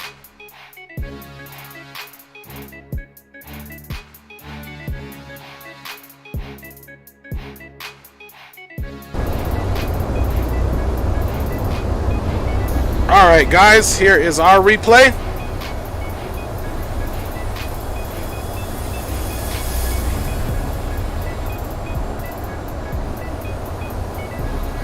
Looking good.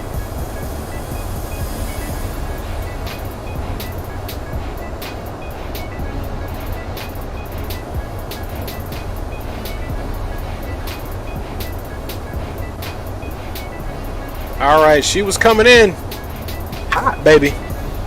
She was coming in hot. James Johnson, Boricua says Coqui, el Puerto Rico, ya tú sabes, papá, ya tú sabes. Qué chévere. Alright, here we go. All the way down. Runway 05.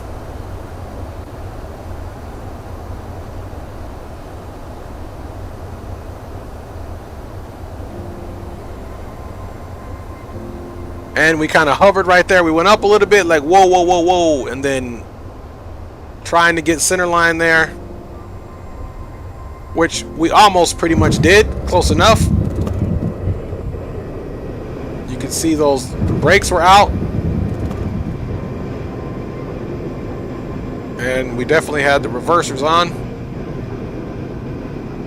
So let's wind that back really quick.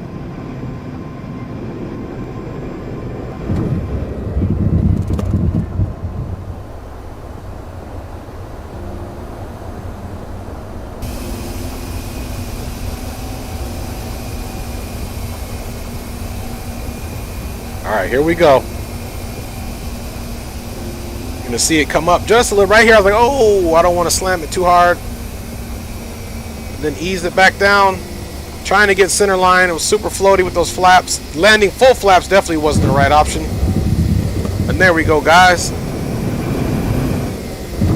All right, we're not going to belabor the landing replays. We're going to bring it back. We're going to do our wing view. And we are going to call it a day.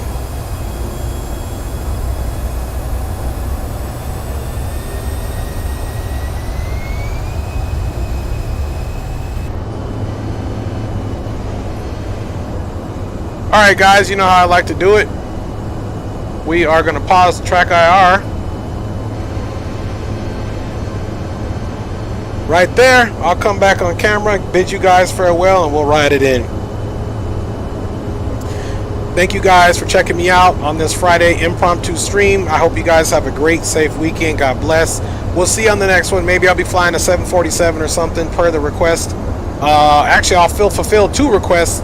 Per the request of John Johnson for fly 747, and per request of my other Boricua friend who wants me to do a flight to Puerto Rico. So there you go, guys.